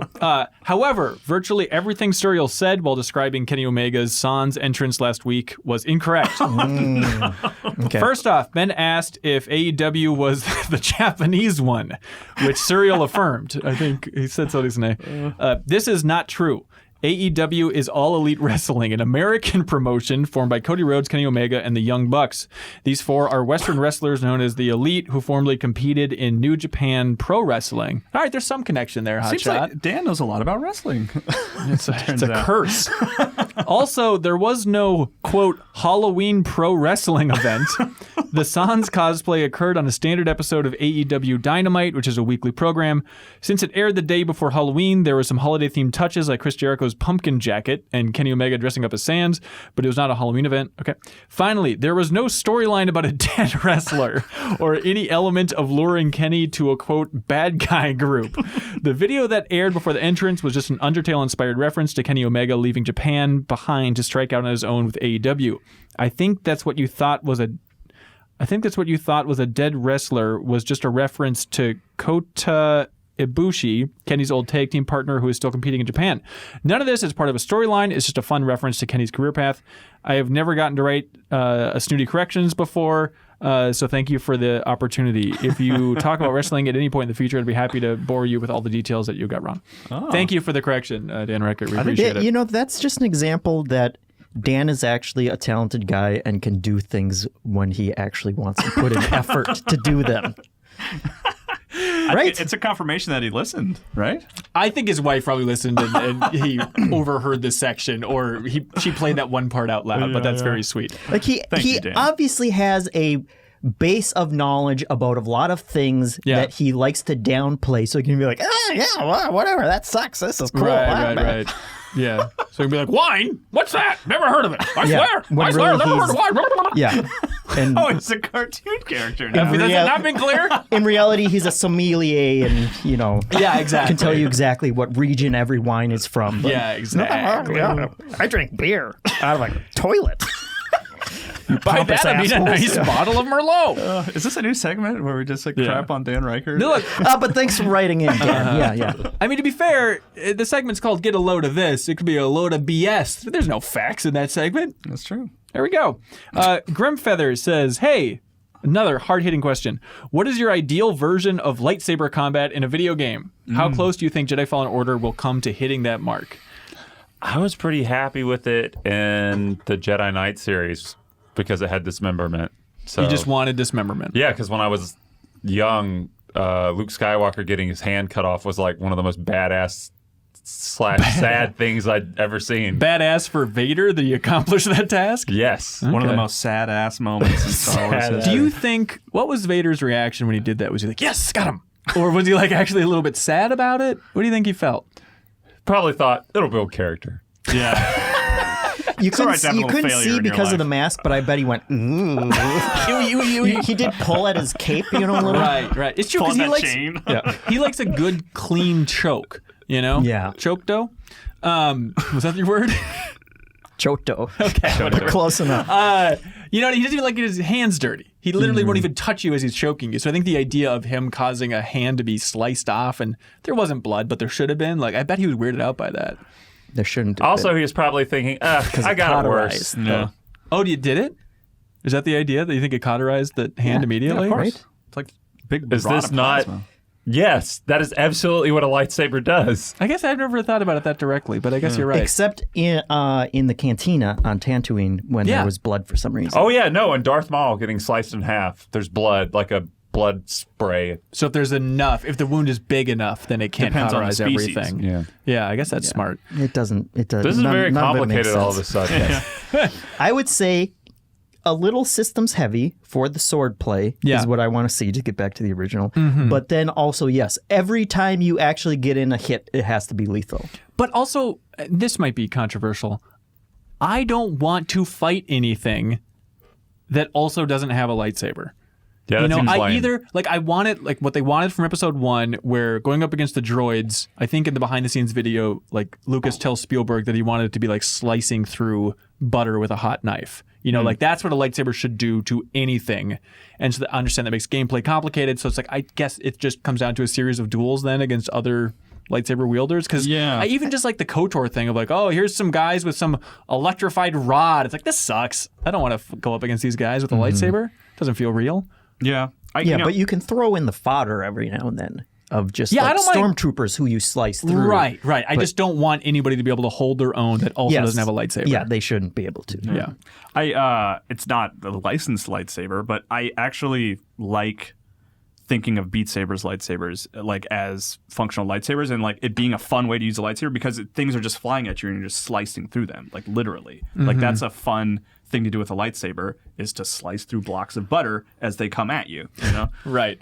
Do you think the Beat Saber devs have had one conversation with Disney about like making a licensed version of it? They had their like Disney Angry Birds or something, right? The Star Wars Angry Birds. Oh yeah. And I don't know. Disney dancing or Star Wars dancing, Right. Too, Yeah. so. I bet. I would like to think. I would hope that they've had some kind of discussion. I mean, they're getting big enough to the point where it's like I feel like that could be something in the future. Like it's as far as like VR games go, I think Beat Saber is the one that's the one that's in front of all the marketing for everything. You know. So, Yeah. I mean, and they're clearly interested in being in the VR space with that Vader Immortal game. Yeah, which Right. is not a great lightsaber. Yeah, no, it's not. But it's cool that you can use it like a flashlight. Like there are parts of that that's cool, but that definitely falls in that camp of like, okay, I'm going up against a bunch of Dumbos with electrified rods, and then the frustrating thing with that too is like when you have direct control of a lightsaber, it's like, all right, now battle some enemy robots or villains. It's like, okay, literally the most effective thing I can do is just go dugga dugga dugga dugga and like just wave your hand around because you just have to get as many hits as it matters to take them down. It's like that is not fun in any way. Yeah, that's why I like Jedi Knight again so much, is because like there were tons of enemies that you would just cut through because they had, they were stormtroopers or thugs with guns or whatever. But then when you got to the duels, it was super hard. Yeah. You know? I gotta go back and look at footage of that, I guess. Is that the one that came out on Switch recently? It's the third Jedi Knight game came out on Switch. Or no, the third Dark Forces game came out on Switch, but it's Jedi Knight 2 cast. Did you guys think about lightsabers a lot as a kid? Yes. Constantly. I would have dreams I about hit them. my father many times with the fake lightsaber. Yeah. He didn't like that. Before or after you did your boom butt bomb, wherever the embarrassing story you also told was. Oh, I bust myself? Yeah. Both before and after and during. Oh, good. Yeah. I just remember thinking hard about like, why are they making shields out of this stuff? It was like a suit of armor. Like you could do it if you just had a bunch of little lightsabers and then they all just kind of like connect and you could just make like a full suit of armor and you could literally just walk through a battlefield and kill everything. Probably because it would evaporate you, right? Or like dissolve you, right? If it touched it you. would swing and then cut right in. Okay, what about just like a hamster wheel that you rode on the inside of so you had some space between you and the lightsabers and then they're all just sticking out? And then you trip and die. No, because because you you're fall inside the ball. Yeah. There'd be And like break a your neck. barrier. Yeah, I guess it's the highest likelihood you break your neck. Yeah. Yeah, that all sounds good. Zaid Al-Wasiti says, hey dudes, what is the best interview you've ever conducted? I'm talking about an interview that you walked away from and thought that it could not have gone better. Well, you've probably done the most interviews of any of us, I think. Yeah. You have one that stands Maybe. out.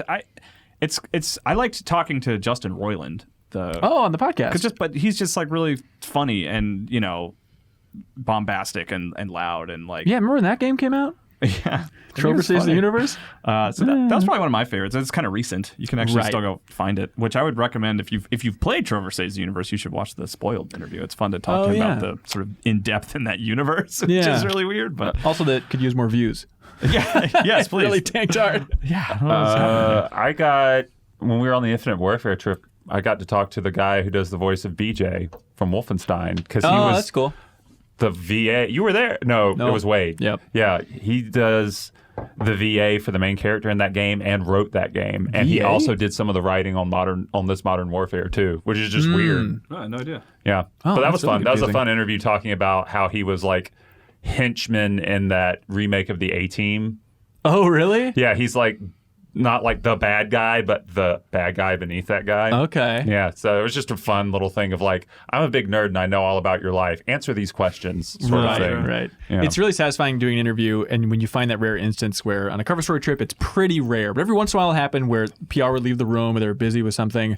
But it happened a lot on the podcast where you'd call somebody up, and then just that satisfying moment, which is one of the best feelings in the world, of just in the back of your mind realizing like, it's just us. Like, it is just one-on-one with this developer. It's all coming down to this chess game. If I can get them and lead them in the right direction, I could make them cry. They could reveal some big secret. We'll get some hot news, get that traffic. It's just like realizing that it's like, oh no, we are squaring off mano-a-mano, no BS here other than the media training. It's a really exciting moment. So never leave anyone alone in the room with I you. wouldn't recommend it, but honestly, nothing too terrible has ever happened. It's fine. But I think of the first interview we did for the rebooted version of the Game Informer show with Tim back in 2015, I guess it would have been. The first interview we did was Warren Spector. And it was fun just talking to Warren Spector just about his career, Epic Mickey, stuff like that. But then in that interview at some point, he brought up that at Junction Point they were working on a Half-Life episode.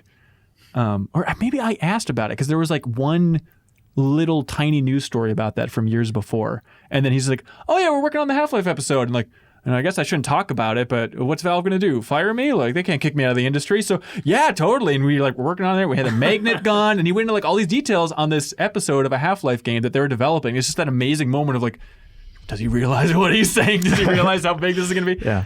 Then barely anybody cared. But it's exciting in those moments when you get to that. And then you just think of like those interviews where, and I guess this extends to videos a little bit too, where after you record it, it's just like, oh my God, I cannot lose this footage. I can't believe we got that. I hope nothing went wrong on a technical level. Like after the rapid fire interview with Miyamoto on the Breath of the Wild cover story trip, that was definitely one of those like, I can't believe I have that footage sitting on my computer right now. Like, I'm so excited to get that out there. That was so fun. Have we ever told, this is like a weird story, just real quick with that, where we finished up the interview and one of the questions we asked was Paper Zelda. And they were like, yeah, sure. And like, you're packing up your Enuma equipment. was like, we're working on it. Yeah. I was like, all right. Yeah, and we were sort of chatting after we were done. Onuma and Miyamoto had left. And I very stupidly was like, do you know what I'm talking about? Do you remember this? I was just talking to you and Reeves and like, PR was in the room. I was like, I can't believe they said Paper Zelda. Like, I can't believe that's crazy, right, guys, that they said that? And you just gave me like, which rightly so, just the most violent look of like, do not surface that. Like, let's let that just keep going. Like, we want to make sure that they don't come back around and tell us to remove that from the video. Or argue that we should, which would have been a fight. And I immediately, I realized like very quickly, I was like, oh yeah, I should just sit here calmly and boy, the internet's going to explode when they reveal it. That's outrageous. And it's fair that we put it in, and again, barely anybody noticed. I don't know what that was. I assume it was just a joke then, because Enuma was like, we're working on that. Paper Zelda. I'm sure it was just a joke. Yeah. I was just thinking about that the other day. Was I talking to you about that? Where it still makes me laugh, that idea of when asking what Link's name was. Link. And he said Linku. All right, well, whatever. Let's see. Tommy White says, Did you have an interview, Jeff? Have you ever talked to anybody? Yeah, it was along the lines of what you said about getting someone on a call by himself. There was a point where we were still doing Evolve coverage, which I know wasn't the biggest game or whatever, but I was excited about it. Mm-hmm. And it was kind of one of the modes that they didn't really have hammered down for when we did the cover story. It was kind of a follow-up. They were, it was one of those previews where they're like, hey, check in with them and see if they got anything because we want to do a couple pages on it. And it was just a conversation with Chris Ashton, I want to say.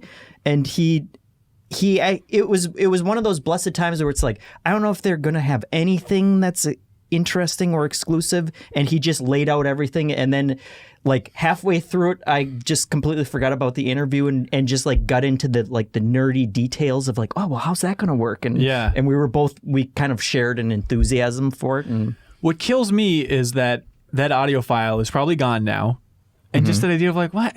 I know that when you're doing an interview for like a magazine or a written piece, it has a different structure and it feels weird and stuff. But it's like, it's just a bummer that I didn't get to hear that conversation. Yeah. It bums me out every interview that isn't available in a podcastable format. Because then you digest it down and it's like a couple paragraphs. Yeah, it sucks. Stuff. It's wasting everybody's time. Right? Yeah, so don't read magazines Don't anymore, write people. anything. I think it's saving a lot of time, like getting the like surfacing the best bits of it, you know?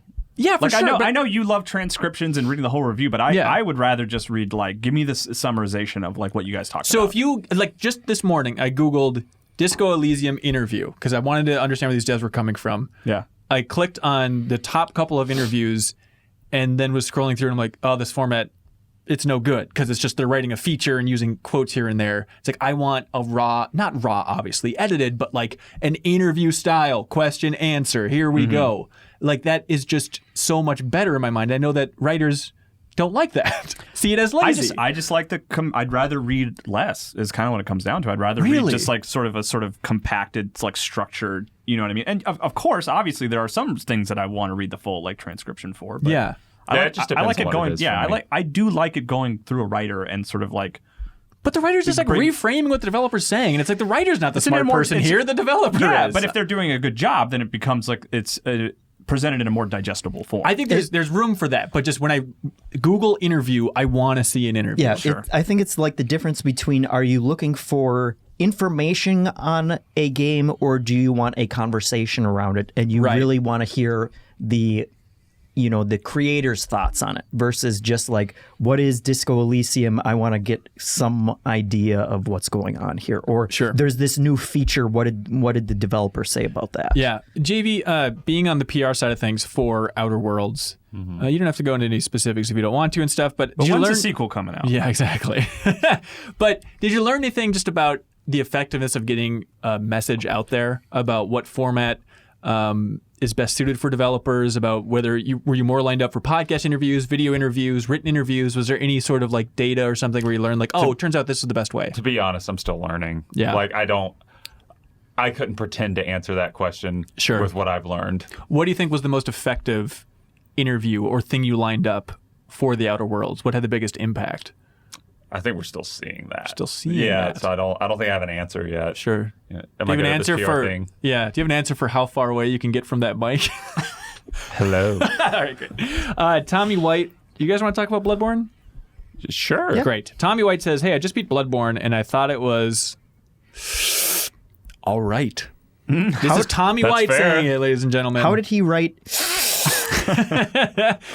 He says he'd give it about a 7.5 on a GI scale. Online, it seems people are either beat the game and loved it or were too frustrated and didn't like it enough to finish it. Also, according to How Long to Beat, I beat the main story 42%, 15 hours faster than average. I used the starting weapon for the whole game and only upgraded my character's armor, HP, stamina, and strength. Maybe I didn't enjoy it as much as I could have because I missed a lot of content, but isn't it the game's fault if I missed that content?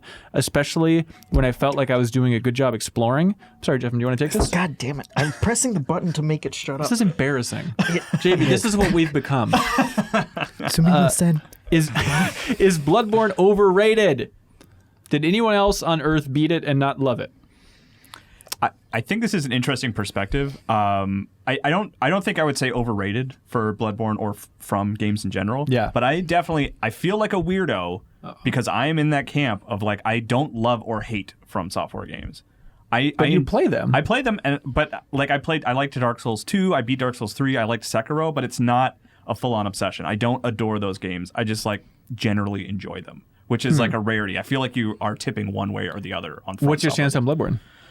Bloodborne, I played half of, and I've given it 2 really like hardcore tries. You know People's what I mean? hearts are breaking. You realize listening to this. I know. I'm sorry. I didn't say it's a bad game. I don't like. It's not like I dislike it, but it's just I think it's uncommon for someone to play a From Software game and kind of fall in the middle, which is about where I'm at. Like, that's where I would consider myself. Can I fix something on your face? You have a piece of glitter, and on your upper lip, and it's sparkling and driving me insane. You should lick your finger want me to- first. This is just like this is a scene Seinfeld from man hands. Bloodborne. The glitter. JV, you're a Bloodborne guy, right? Yeah, out of all of those games, I like Bloodborne the most. Either that one or Demon's Souls, but probably Bloodborne. In any way, do you think it's overrated? Because a lot of people are saying one of the greatest games of all time. I mean, I think it's understandable to dislike that game, but I don't think it's overrated. Okay. You know, I love it. I love the atmosphere in that game. I think it's really hard to find a game with an atmosphere that's comparable. Death Stranding. Well, let's finish Death Stranding and have that conversation. Chris Logan says, question for you, Ben. That's me. What ultra-specific stats are you tracking with this show? It's not so much stats, but we are able to reverse engineer the microphone on your phone where you're listening. So we listen to your lives a fair amount. I know you love the crazy observations listeners sent in on the GI show about how many times certain words were said or how many times specific people appeared on your podcast. I figured with this fresh start, you'd probably have an odd thing or two you wanted to track. Oh, I took this as a different... Okay, I didn't read this all the way through. I thought he was talking about like analytics and stuff. So tracking with this show... no, I'm not thinking of anything that specifically. I guess I'm interested in like how we phrase things and word things and how that's going to get smoother over time. Even just the simple thing of like transitioning to feedback that makes the show better. Like even the framing of that, I feel like I need to smooth down exactly how I'm framing this because it's not community emails, it's community feedback via Patreon. We like all those weird stats, but we like when the community brings them to us. That's exactly they do right. all the hard work. That's exactly and then they right. report back to us. Yes. And in terms of analytics then, for like the podcast, not that many, I can see what app people are listening through, which is really fun because like last week I shared it like on the Discord. There's like a podcast channel, and at some point I was like, why can't I just be transparent with these people about exactly the numbers of like subscribers and all the stats with this? Obviously not giving out personal information for listeners, but it's like I think this is interesting nerdy stuff, and so I shared it in there. But one of the key details was somebody listening to this podcast listened to it via the Samsung proprietary browser. If you're that deviant out there, I want to know what's going on in your life. Is this better or worse than listening on Zune?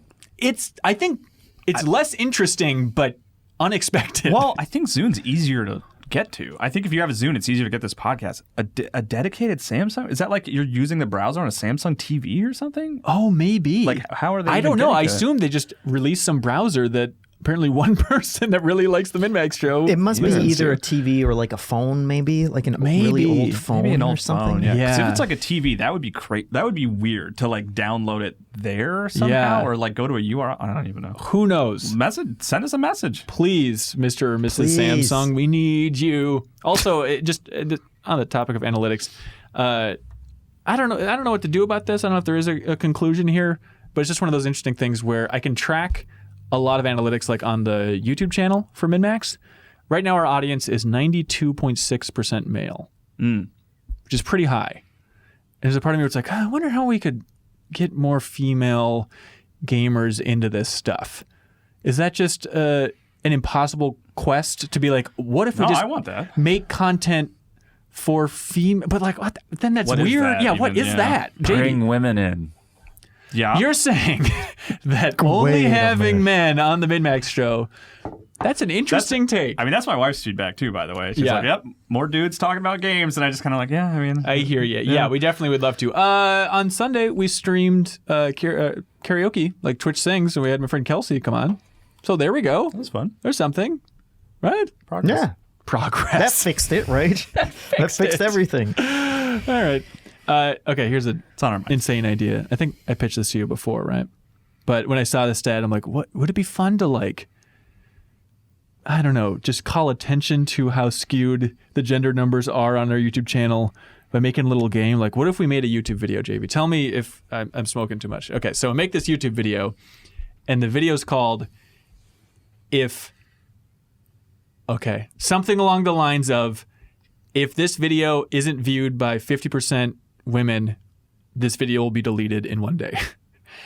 And then just keep uploading a version of that video as like this weird challenge for the audience. Like, I'm going to watch those stats. When they tip over the scales, delete the video. Until eventually, like, can it sustain itself with only women watching this video? Like, how long would it take, or would the general male audience on YouTube always break that number over and over again? Is this insanity? I think so. Yeah, this is a Insanity. bad idea. Yeah. That sounds I like think you're this going is to good. tank our algorithm somehow because it's like YouTube will look at it and be like, why is he uploading and deleting the same video every day? I think it's enough of this algorithm. It's time for some algorithms, right, y'all? All I'm girl out. rhythms. Okay, Barrett Boswell has a hard-hitting question. Wanted to ask what the heck happened to the Stanley Parable console edition that was coming in 2019. We haven't heard anything about it since the announcement. That's true. Yeah, it was supposed to be released in 2019, and it has been radio silence. It was supposed to be that Crows company that was developing it with like new content for consoles, and it was super exciting. But maybe they're just holding it for next gen at this point. And we're sure it's not out. Yes. Okay. Yeah. There was a Yeah. pause there. There was a pause. I'd be shocked. I mean, Yeah. I love that game. I think Yeah, I would yeah. have seen that somewhere because I'm guessing they're creating like I would hope console-specific content. Yeah, I think Yeah. that's a really fun idea. But I mean, and that developer isn't particularly vocal until there's an announcement to make. So I feel like they've just been working quietly. could be. But they should change the release date realistically. Yeah, like, this isn't going to be a just December push, release. Just push it. Yeah, just push it real good. Really? Chris Bartlett says, what are your thoughts on the state of open worlds in modern gaming? Many recent games, such as the Borderlands 3 and Outer Worlds, are embracing the concept of smaller open areas that give many of them the same highs of open worlds without the pain points that often accompany them. However, Diablo has long used a similar structure, but is abandoning it for a full open world with Diablo 4, so clearly they see the value in that larger scope. I personally prefer the smaller open area structure, but I'm curious what your thoughts are. Hub worlds always be open worlds for me. Yeah, like I yeah. just feel like you can pack so much more detail and make those places feel like actual, places that are worth inhabiting as opposed to just endless expanse. Yeah. So that's usually where I fall on. There are exceptions, like I think Red Dead 2 is probably my favorite version of like the huge open world, like because Right. those expanses are so beautiful. Yeah. And Death Stranding, there's not a lot there, but What if they said, Javy, we need you to consult on the next Assassin's Creed? Series of hub worlds or open world?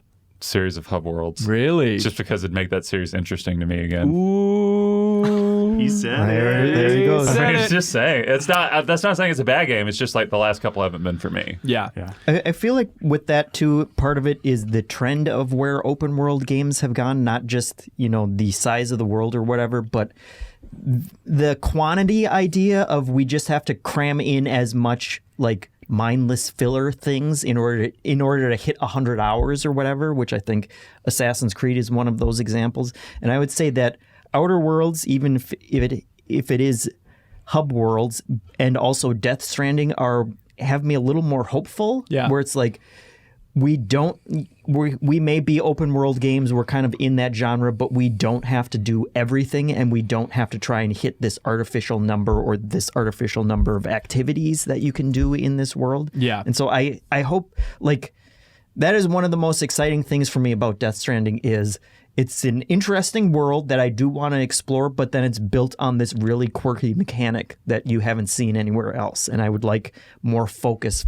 from different games. Yeah, like that. it actually makes you grapple with the landscape in like a way as opposed to just walking around and not really paying attention to it. Like you actually actively have to look at what you're walking on or like climbing on or whatever to progress. Yeah.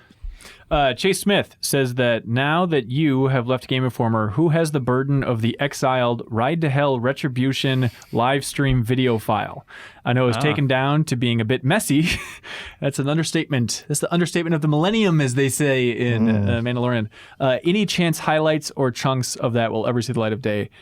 Chase, I remember saving that video file, but I don't remember where. So I do believe that somewhere. I have it somewhere saved on some hard drive or Google Drive or something, that I have the full Ride to Hell Retribution live stream archive. I am hesitant about putting that back out there. Maybe I would scrub through it at some point because it was an S show, as they say. There was a lot of consumption and it was rough. I know of at least one other person who has a copy saved too. Oh, really? Yes. So we've got two people with the keys. Who the hell could that be? I can tell you after. Okay, please. That's very interesting. Yeah. It's just like this snuff film that's like people have copies and you're like, oh boy. It's pretty not great. It's pretty not great. Because I think there's a lot of fun in it and it was fun overall, but like there are like two moments that I think of in particular where it's like, I can never let that see the light of day. So that's why I'm a little protective about it. Let's see. West Bates says, what's the game in your backlog that you most want to play but regret not having played yet? Conversely, what's the game you regret the most for ever playing at all? For me, I regret the most having not played Dishonored 2. You should fix that. Yeah, for sure. Okay, game in your backlog you most want to play but regret not having played yet. I don't know if this is quite the right answer, but I regret not playing. I'm always a defender of you can just start with Mass Effect 2. I always say that. Right. But I do regret not having played Mass Effect 1 when it came out because now it's hard to go back to. Right. So I guess that's kind of an answer, right? Yeah. For me, it was just the other day I was talking, maybe it was to you, about Telltale Jurassic Park. The fact that I have not played through more than the first episode of that is insane. And look, JV, I know it's not good, but it is. I am it was that made Venn diagram. Yes. I know, but I get it, but it's really bad. Have you played through it? Yes. I think it would at least be interesting. It's interesting. And it's a bummer that they took it down from Steam, so now I have to, order an Amazon of the 360 version? I don't know. I'll figure it out. Smart. What's the question again? What, the game we regret the most playing on our backlog? Or what is it? There's two questions. Game regret not playing. What's the Dishonored 2 Jurassic Telltale not played yet? It's the game on my backlog. I haven't played Baldur's Gate 1 or 2. Oh, okay. I really should get around to that. That'd be interesting. And you seem like the type of hardcore weirdo that would actually play I would through like those things. Yeah. Because you just went through every Super Nintendo game it seems like ever made. The greatest hits, I feel like. Okay. Yeah. The game I regret the most. God, there have been so many. I had to play that Star Trek film the game adaptation of the second Star Trek movie, Into Darkness. Hang on, can I just slow you down here? Yeah. You pronounce it Trek? Trek? Star Trek? Yeah. Are you confused about the name of Star Trek? I said Trek. You said track. You said track. All right, whatever. Star Trek. Okay. That I had to review that, and it was really bad. Yeah. It was awful. Who developed that again? Do you remember? Digital Extremes, I think. Was it? Okay. I think. You were doing that freelance at the time, right? Yeah, it was for an outlet that doesn't exist anymore called Dusty Cartridge. Okay. Ben Reeves' review of that game is fantastic. That was I had just started a Game of Form, and I remember reading that review and kind of being like, oh, man, this guy's really funny. Yeah, that game is some trash. Yeah, garbage. There we go. There we go. Those were the Warframe developers that made the Star Trek video. It's really bad. That's so wild. This one's for you, Jeffem. Jason Esty says, what do you think about a rating system for reviews that provides a number for high and low parts of a game? For instance, Death Stranding may be a 9 at its best, but its worst is a 6. So its rating would be a 6 to 9. This would clarify if a standard 7 game is really a 7-7 or something that has a lot of peaks and valleys and is a 2-7. Interesting idea. That is an interesting idea. JB says no. I like to see it in action for 1 or 2 reviews and then never see it again. Okay. Yeah, That sounds like a Game Enforcer joke review system. Really? Yeah. I think it'd be I think it's kind of informative. interesting. it is an interesting idea, but in general, I just feel like I've gotten more and more tired of the numbers, and I feel like as editors, we should be able to convey how we actually feel about a game and not have to rely.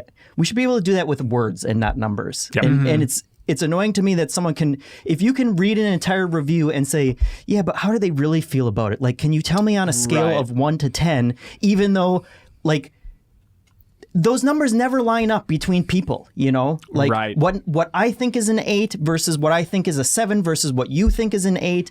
Even if we say 7's average, which doesn't make sense to begin with, those are never going to line up. We're fooling ourselves into thinking that it's this objective idea.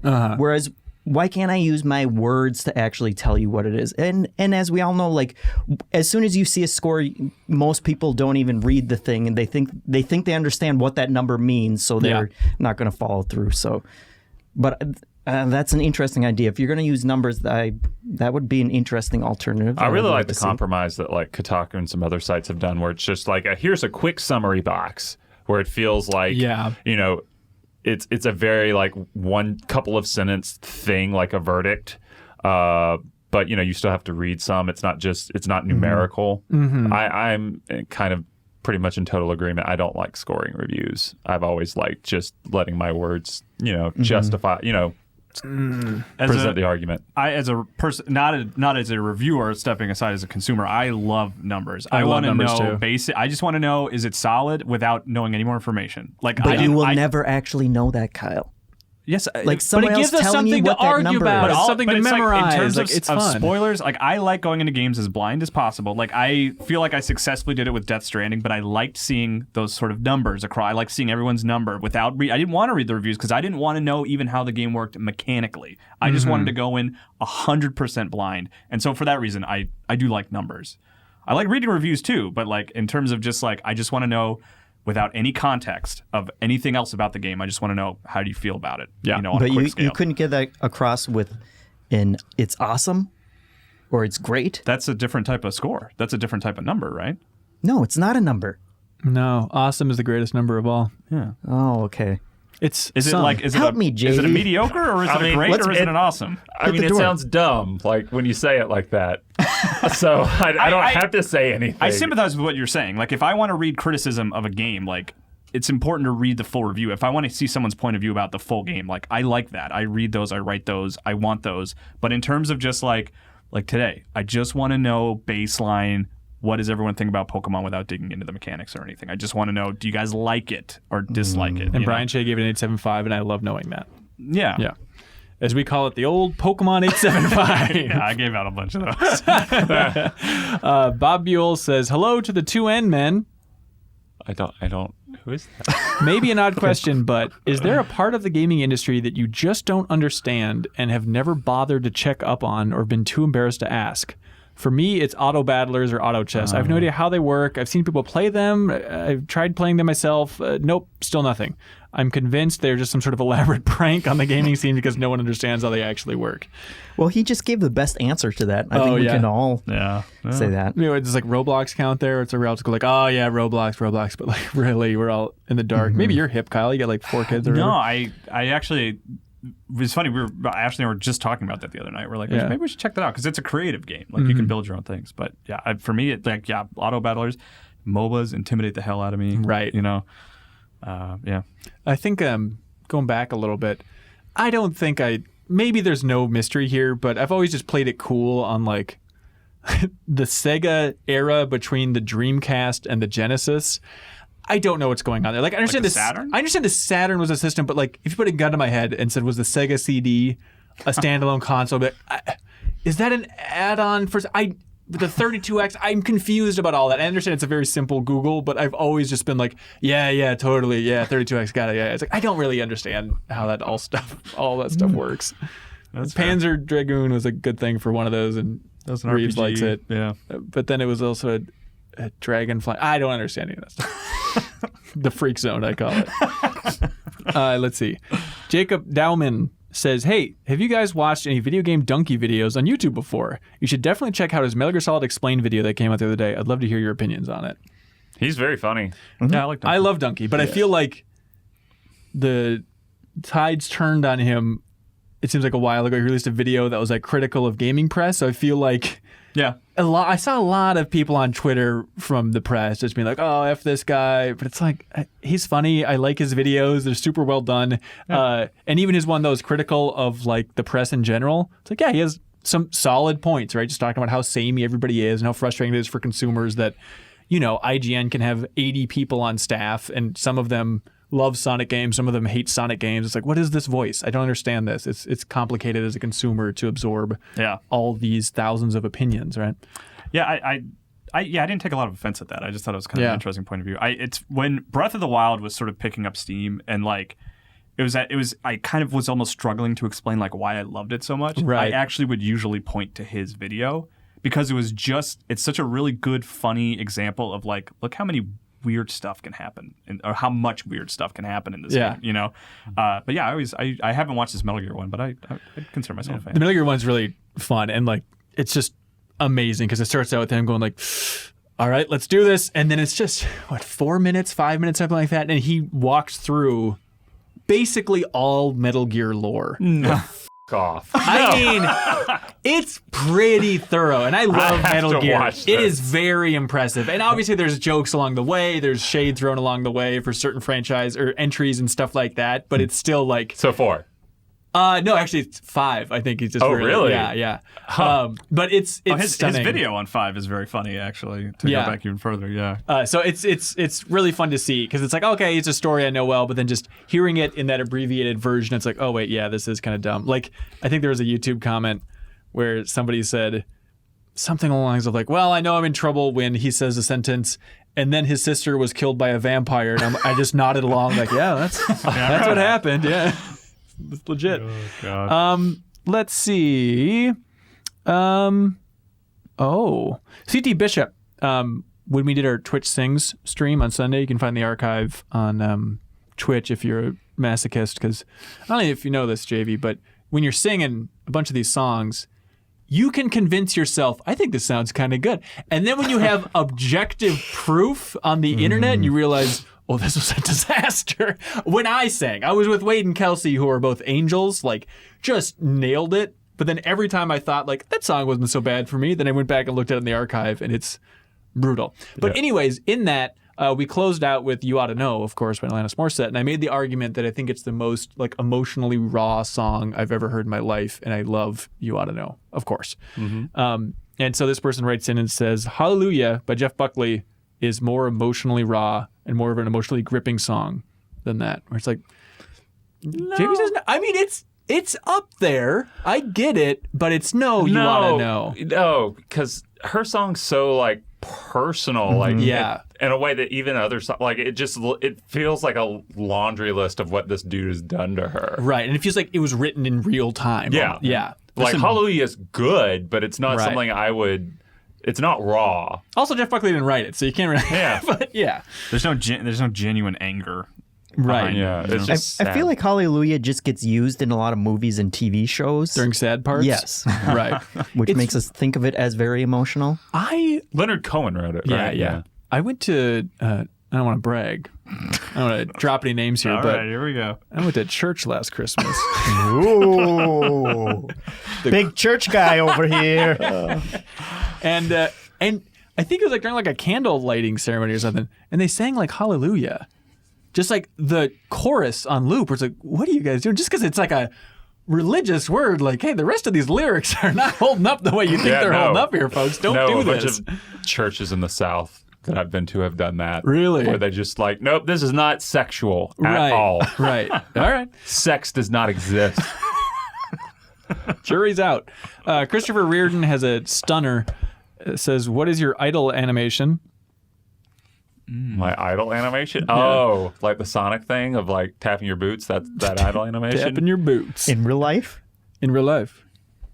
Probably just this. This. Oh, sipping from your cup? Okay, Jeff scratched, or JV scratched his We're the head. same person, yeah. Yeah, I'm super fidgety, so it would probably be a lot of stuff. I'd be tapping my feet and spinning Very fidget spinners annoying. and stuff. Or can an idol animation be dropping your wife's name and talking about your daughter? Does that count as an animation? Yeah. just like speech bubbles? Yeah, exactly, Daughter, yeah. wife, daughter. Mine would be probably checking Discord or YouTube views on my through phone. Yeah. No, I don't have Twitter on my phone. I'm not a maniac. Oh, Kyle. excuse me. I'm so sorry. I couldn't handle it mentally. Two Button Crew. What's one area you're trying to, quote, get better in personally, currently? Is there anything you want to do differently this holiday season, maybe? I'm trying to be more considerate towards considerate. people. That's about it. Okay, that's a very general thing. No, What does just like considerate kinder mean to people and like showing up to do favors for people, helping out with things. Helping people move? I had that happen. I was on the receiving end of that. Really? Yeah, Suriel showed up to help us move and stuff. That is so sweet. Yeah, it was very nice of him. Suriel is my idol, basically. Yeah. Did you That's see why him? I killed him And taking his took place. his spot. It wasn't very considerate, but I'm Yeah. trying. That's understandable. Okay, so how do you do that? Are you waiting for people to reach out to you, or are you texting people more and saying, hey, could I help you with this? I don't know. I'm in the stage right now where I'm just being nice, trying to be nice to people and just checking in on them. It's like, how's your day? Or just being, nicer. Saying F you to Elise on Slack all the time? Yes. Yeah. Yes. It's a Here's it very, coming. that's just our relationship. Right. I'll never understand it. I don't think we do either. It's okay. Yeah, I get it. That's confusing. I think probably the same wheelhouse where this is a very specific, weird personal thing. But I think it's just trying to be more loving as a term. Love is the greatest strand of all, or whatever they say in Death Stranding. But just a little moment that stood out to me the other day is I was cramming the Outer Worlds, desperate to try and catch up for the Game Club discussion. The mouse button as fast as oh my God, I was trying to fly through that. And my girlfriend came over, and I was sitting on the couch playing it, and I was kind of gave hey, how's it going? How's your day? She's like, oh, good. And then walked into the kitchen or whatever, and I just realized that's not very nice. I can stand to pause this. So I actually said to myself, okay, just be as sweet as you can be here because it feels good on both ends. So paused it, went up and gave her a big hug and said hey, it's good to see you. I was like those little things that's not in my DNA. And so trying to course correct and a base level of humanity, And Jeffem, you're perfect. Are you going to work on your Japanese or? Jeffem is perfect. He doesn't have to say anything. Yeah, great. Right. Bradley Bellman says, give me your elevator pitch for the ideal game you'd want to make if time and money were not a concern. Mass Effect 2. They did it already. Wow, look at that. Yeah, it's weird when you said your idle animation was just Mass Effect 2. You mentioned that for every question here. I don't know. I don't have a grand personal fiction that I'm building in my head or anything, but I think of franchises, things that I like. I always think of I love the world of Akira. I would love a video game in the world of Akira. Open world? Yeah, I want to ride around as a bike gang, not even necessarily be part of Kaneda's crew, but just be in that world, and that vision of that Blade Runner-y sort of Neo Tokyo with the big apocalypse, just the next block over. So I would like to see that. I've actually thought about that. I'd love to pitch a game, get it made. Dream game would be a combination of maybe a Naughty Dog quality action adventure game meets Mafia 3 that's just inspired by Bonnie and Clyde. Bonnie and Clyde game where it's not Bonnie and Clyde, it's fictional characters, but that sort of thing of we have two criminals in the 20s or co-op? 30s. Yeah, co-op. Interesting. Ooh, you might like Deathloop. That's basically the Bonnie and Clyde story. Wait. Yeah. Oh yeah, I'm wearing my Deathloop shirt under this. Oh, you really? Yeah. Oh, weird. Huh. That shirt rules. What do you like about that setting? I just don't think you see it a lot in games. At least not at that budget level. It's the Godfather game or whatever, I guess. Yeah. So I'd like to see more of that. Plus, Sure. I just think there's interesting political stuff to sort of investigate during that, racial tension and economic woes and whatever. So that's what I'd like to see. I heard the final boss is impossible in that game. Anyways, Andrew Vala says... Never mind. Andrew Vala writes in, which is crazy because he wrote in with a separate prompt that answers Bradley Bellman's question about his dream game. He says, I've always wanted to play a story-driven, open-world Sonic the Hedgehog game set in the 90s ABC cartoon universe. JV, you know what he's talking about. That question started great and then hit me in the face. Blasting through an open world and taking on stealth missions in the polluted underbelly of Robotropolis scratches an itch for me in a way of varied gameplay and story elements. It's admittedly a terrible Sonic the Hedgehog game, but hey, it can't be worse than Sonic Shuffle. That question is a journey. That's a whole thing. Has there been an open world Sonic? That seems like that had happened at some point. It had to happen at some point, right? They had a Shay Lost probably World. played it, right? Can we call Shay right now and ask him? No, he's in London, I think. Yeah. Oh, yeah. Eric Christensen says, can we expect a MinnMax Game Studios in the future? This is, No. look, this is one of those things where it's on the big list of what could MinnMax evolve into? Somewhere in the back of my mind is that would be fun. To make games. To make a game Just at make some some point. dreams. Games and dreams. Speaking of which, Jeff look, is- I mean, Dream Daddy. Look, Game Grumps made that, it's not that's impossible, right, Jeff? All right. I didn't know that was on the Not on the anytime list. soon. I mean, No, you'll- we're doing it next week. You'll have Steve Martin white hair by the time we get around to it. okay. But yeah, let's see. Oh, okay. Will K has a game. He says, Ooh. "Behold, hosts, a game." And here at MinnMax, we celebrate games. He said, "Below are pairs of games." Hang on, Kyle. You Yeah, can't I look. can't look. Let me see. Let me see. Let me not Hang on, see. I can't look. Let me see.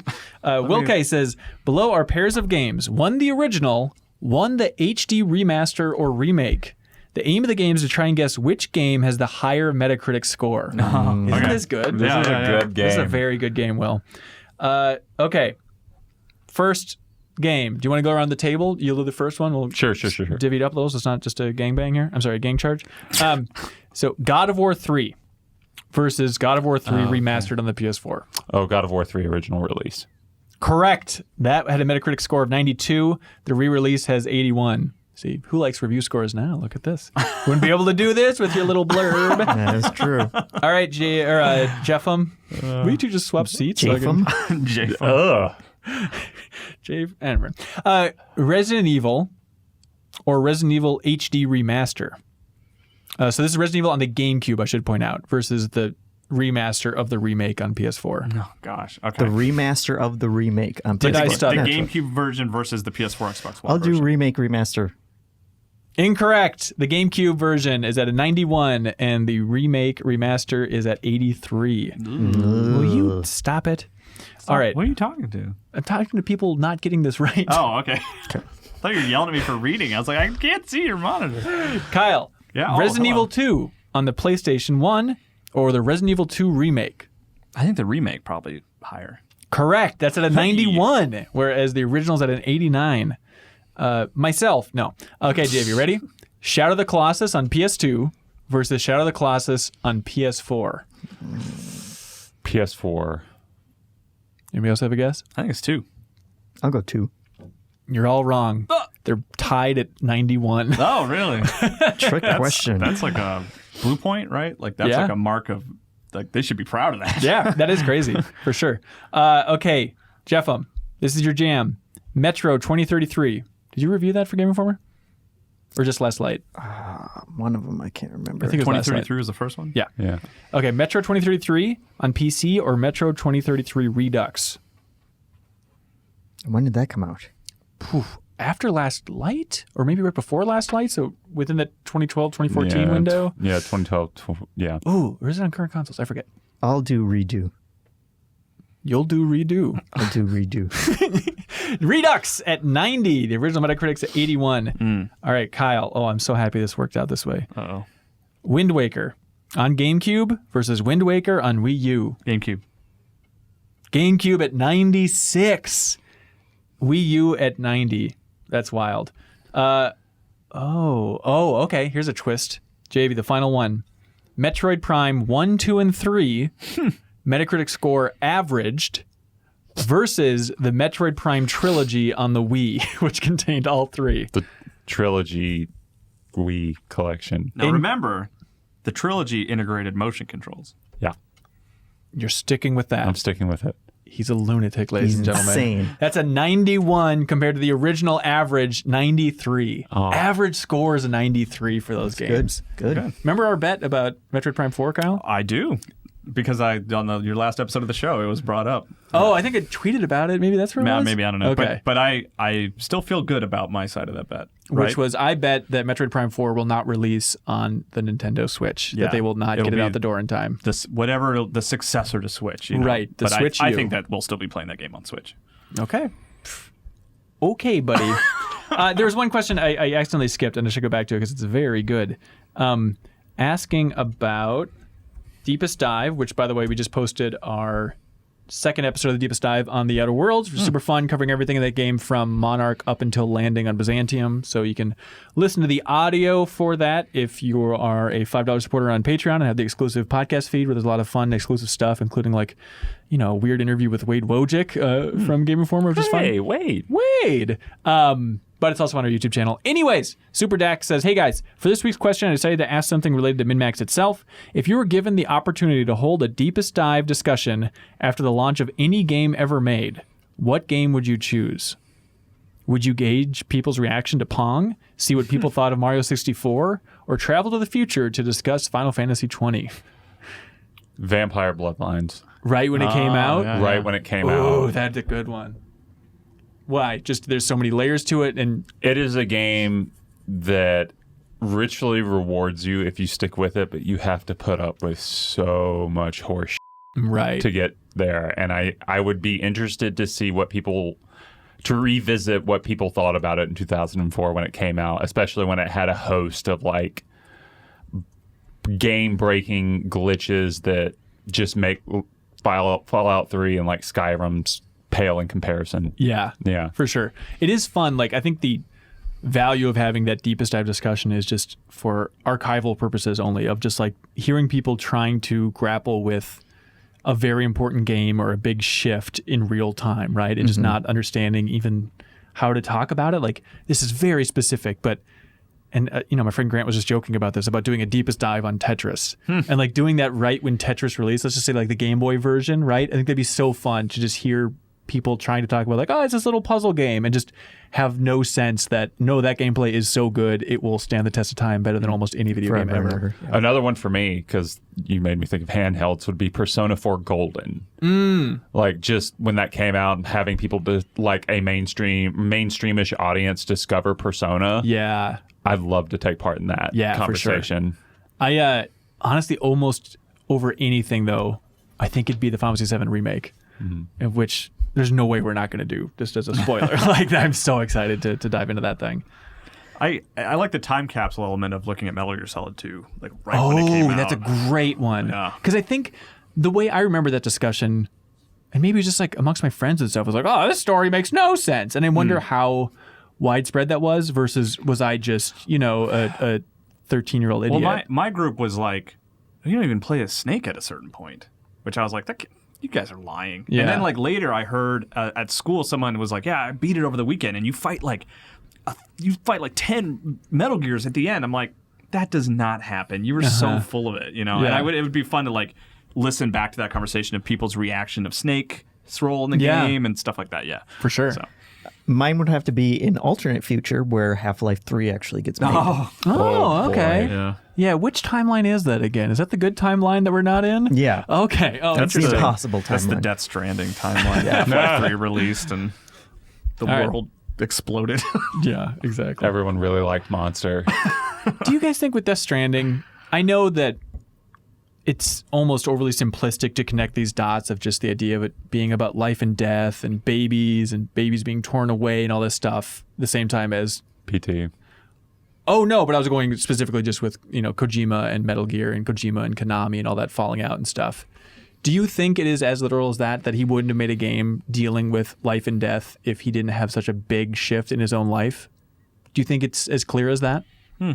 With him, probably. Do you think? Like, with just how, like, I mean, I love Kojima's games and I like a lot of his storytelling, but subtlety is not his thing. Right. Right. But like, yeah, I think it could possibly very well be as clear cut as that. No, I don't want to get political here, but how different do you honestly think Death Stranding would be if Hillary Clinton was elected in 2016? No idea. Probably It would way be different.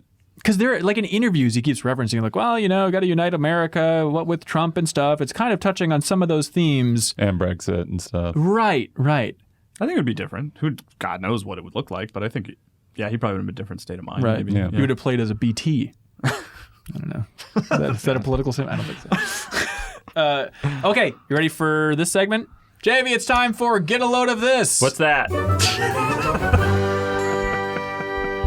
All right, hopefully something stuck with you this week and you remembered exactly what it was and you can share it with the group now. But I won't make you start, just so you understand the format. Jeffem, you want to kick this sucker off?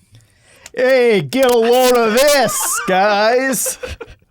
Is what I was told I had to say at the beginning of this. This was a Twitter thread that I found very funny. Yeah. And I don't people may enjoy the topic that I'm going to go into. We're not poking, we're just having a little fun. We're not being Lord. insulting or anything Here like it that. comes. But some person Garrison Keeler. one person posed the question, what's the dude equivalent of being into astrology? To which Jessica Huseman, who's a ProPublica journalist, replied, being really into Bitcoin. That's good. And she got a ton of responses to that, which is hatred? always fun. Yes, Patreon. No, I said hatred. Hatred, yes. What did you say? Yes, We're not Patreon. constantly plugging the Patreon. I mean, I feel like I we're just being pretty agree to reasonable. whatever you say. Her first reply was, I seem to have bothered some fans of Bitcoin, which honestly is hilarious. Good, she's taking it seriously. Someone replied, I'm not into Bitcoin, but it's at least a real thing. To which she replied, I mean, is it though? And he replied again, he hadn't learned his lesson.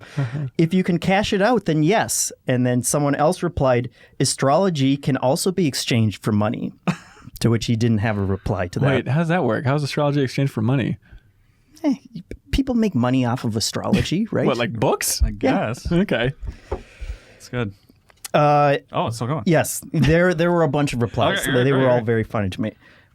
One person said, moronic statement. Bitcoin's properties can be verified by every single individual, and its percentage growth in the last decade speaks for itself. To which someone replied, that's exactly what a Virgo would say.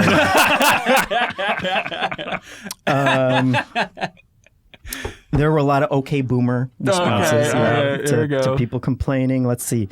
Someone said, typical ETH, I'm a BTC, so I don't think we're a very good fit. I take it those are 2 Bitcoins? Yes, 2 Bitcoins. Let's see. Someone said, one very understated comment was just someone saying, you summoned them to all these replies. And then one of the replies that I enjoyed was someone said, Bitcoin is freedom and people tend to get passionate about freedom. Because she just didn't understand, which surely proves her point. Again, like, I'm fine if you're a Bitcoin person, but the original comment struck me as the perfect answer to that, and then the replies just kind of reinforced That's amazing. it. It's very That's funny. so fun. Yes. Oh, the internet's a delight, isn't it? Oh, thank God for the Discord over at MinnMax. Speaking of, yes, you can donate through Bitcoin now. Oh, yes. We only accept Bitcoin to fund this Patreon moving into the future. Okay, that seems like a bad choice. Cold Kyle, what do you got? I had 2 that are pretty quick. Great. One's a little self-serving, Don't but think I you thought understand it was the point. interesting. I didn't get to do one last week. That's true. That's He true. left. He Okay, left early. all right, I take it back. So this one is quick. It was the Halo Twitter account tweeted that it's loading here. Sorry, but they basically said like, hey, 15, Get a load of this. 15 years ago, we gave the Covenant back their bomb. Happy birthday, Halo 2. And they have a video of that cutscene in Halo 2 where he gets the bomb back. But it's the cutscene from the Master Chief Collection. That's embarrassing. Which is just like, that's not even fair. Yeah, Because that's people are going dumb. to click on this and be like, whoa, that's what that game looked like 15 years ago? right. So that bummed me out. That is dumb. Hey, when's that game coming out on PC? When all those Halo games coming out on PC? I don't know. Soon-ish. Yeah. I feel like people are coming back around on that game now, by the way. Like, people were so harsh on it when it came out. Master Chief Collection? Yeah, because the online wasn't great, admittedly. But, like, that's a great, like, sort of package of all the Halo stuff. for sure. And then also... Victor Leon shared a bunch of screenshots of like an unused Halo 2 map, which was kind of cool. Yeah. And then my other one, like I said, this one's a little self-serving because it involves me. But Kyle, you still haven't said get a load of this, though. get a load of that, and now get a load of this one. So I tweeted that Iconoclast is on sale, which is a great game. JV, you love that game. You should play it. Okay. And then David F. Sandberg took my tweet and tweeted it out, and I was like, "Who's this guy? He's verified. He's the director of Shazam." What? So he tweeted out my tweet, and I was like, "Oh, that's weird." And he said, "Only $11.99 for a great game made by one of the top 3 Sandberg brothers." And I was like, "Oh, because the director of Iconoclast is Joachim Sandberg. They have the same last name," which is how I read that tweet. I was like, "Oh, he's making a joke that they share the same last name." But I looked up David F. Sandberg on IMDb and looked at his trivia. They're brothers. That's so bizarre. So the director of Shazam is brothers with the guy that made Iconoclasts. What a powerhouse family. So I thought that was weird and interesting. Yeah. Now Shazam, was he the Flash? I've been meaning to ask you because I always get those confused. No, they both wear red, don't they? Red and a lightning bolt. You're screwed, Kyle. Screwed! No! Hey everybody, get a load of this. Oh. I recently watched Wind Rises from Miyazaki. Congratulations. And it blew my heart and my mind. It was amazing. Jeff, quit smirking. But that caused me to remember. Real quick, but Serial borrowed that movie, so I think that's why he's not here. I think he's just struggling. Crying at home. But anyways, it reminded me of like, because there's a scene in there with the Tokyo fire, Tokyo earthquake. And it reminded me of like, I remember that the rise of ramen in Japan was connected to that because we went to the ramen museum on the Dragon Ball FighterZ cover story trip. Is that right? Yeah. Because I remember reading about that and it was really interesting about somehow that was all connected. So I went back into that era of Japanese history to try and find that history of ramen and found this little nugget. It's just a little 1-sentence thing that you can really get hung up on, which is, did you know that meat was banned in Japan for a while, JV? I actually did. Do you know how long it was banned? No. you could not eat meat in Japan for 1,200 years, up until 1872. Isn't that 1,200 years? I mean, I guess if you grow up in that, you're not gonna you wouldn't know, right? I mean, for generations and generations. It's so wild. learning that on that trip actually made me it made me think about the idea of being a vegetarian a lot more. Like I'm trying to eat less and less meat. I'm not anywhere near that, but it's it's silly that I find it difficult after learning that, to eat less meat. Yeah.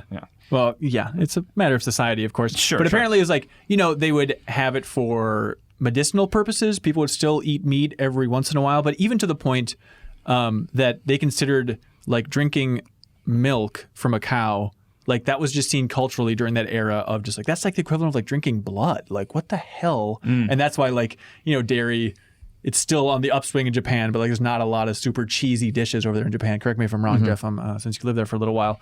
But apparently also if you ate beef during that era, the penalty was you had to fast for 100 days. It's a real deal. It's very bizarre. Also, in this, days. That's also starving to death, right? well, I guess probably you can just eat a grain of rice or something. some sort of fasting, Okay. in some form. But in this article that I was reading about this, also they were talking about hunting wild boar, and apparently wild boar in Japanese translates to mountain whale. I like the idea of connecting whavels and boars. That's a little overstated. But No, they're huge. Trust me, man. This thing was huge. Have you seen Bridges of Mononoke? Yeah. They're huge. JV, what do you got, man? Well, there was a PlayStation 4 Pro trailer that went up over, I think, it was this week, right? Wasn't it? What's it called? I'm going to see what's the best way to direct people to it. Let's see. It is astounding. So it's called the Feel the Power of Pro, and it's on the PlayStation Europe account, YouTube account for sure. Yeah, so Kyle and I were on the... Kyle, you summarize it. What is this trailer? How does it start? Yeah. Okay, so it starts with have all of us seen it? Yeah. Okay, so it starts with a city. It looks like post-apocalyptic. It's been flooded, and then the flood waters are kind of receding slowly, and it's all these pretty shots of inside buildings and outside of buildings, and the sort of damage being undone is what. Yeah, it does the Dead Island trailer thing of falling backwards. And I thought I was oh, this is like a Death Stranding trailer, kind of showing maybe there were the Death Stranding as it happened. This is kind of cool, and then it keeps going and going. And then the twist at the end of this video is it's a person. Are they playing Death Stranding? Yeah. They're playing Death Stranding, coddling BB. Yeah, it's the scene with Norman Reedus coddling BB crying. And the premise of the trailer is all the water that has enveloped the city came from this dude crying, playing Death Stranding. It's all the water's receding into his face. it's the first time he's felt human emotion, guys. It's just it is without a doubt one of the worst trailers. It looks good. Ever It looks seen. great. I just I No, but that crushing disappointment at the end of oh, yeah, this is because it's really pretty Right. up to that point. You're oh, this is interesting, and then you're what?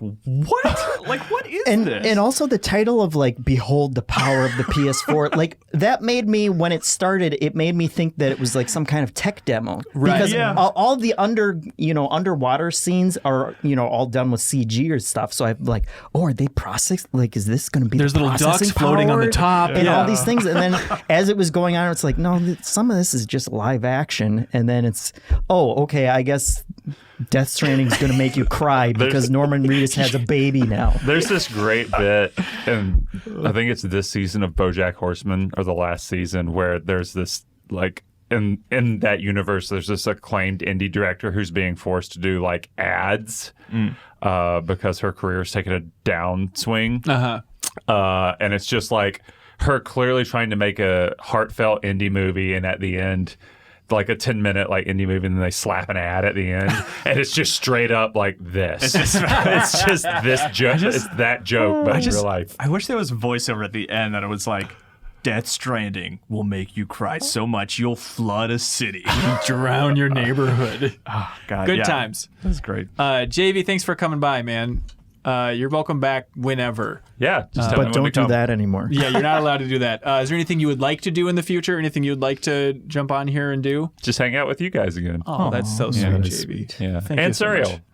That's right. Sure. Yeah. It's a shame you two can't be in the same room yeah. together ever Didn't you since the kill incident. him in the lore We of can bring MinnMax? him back. It's with like the Dragon it's like Balls. matter and antimatter. That's right. Cereal is That's right. basically your BT, right? Exactly. They can't be in the same room. I leave this house. He's going to come out of the ground. It's beautiful. All right. Thanks to everybody for watching or listening to the MinnMax Show. If you've made it this far, you must enjoy the content, so please consider supporting us on Patreon. You can get early access to the audio version of the MinnMax Show, and again, it's at patreon.com/MinnMax2Ns. Tell a friend if you like the show or you like the Patreon. We're pumping out content. We're proud of it, so hopefully you guys are enjoying it. That's it for this week's episode. We'll be back.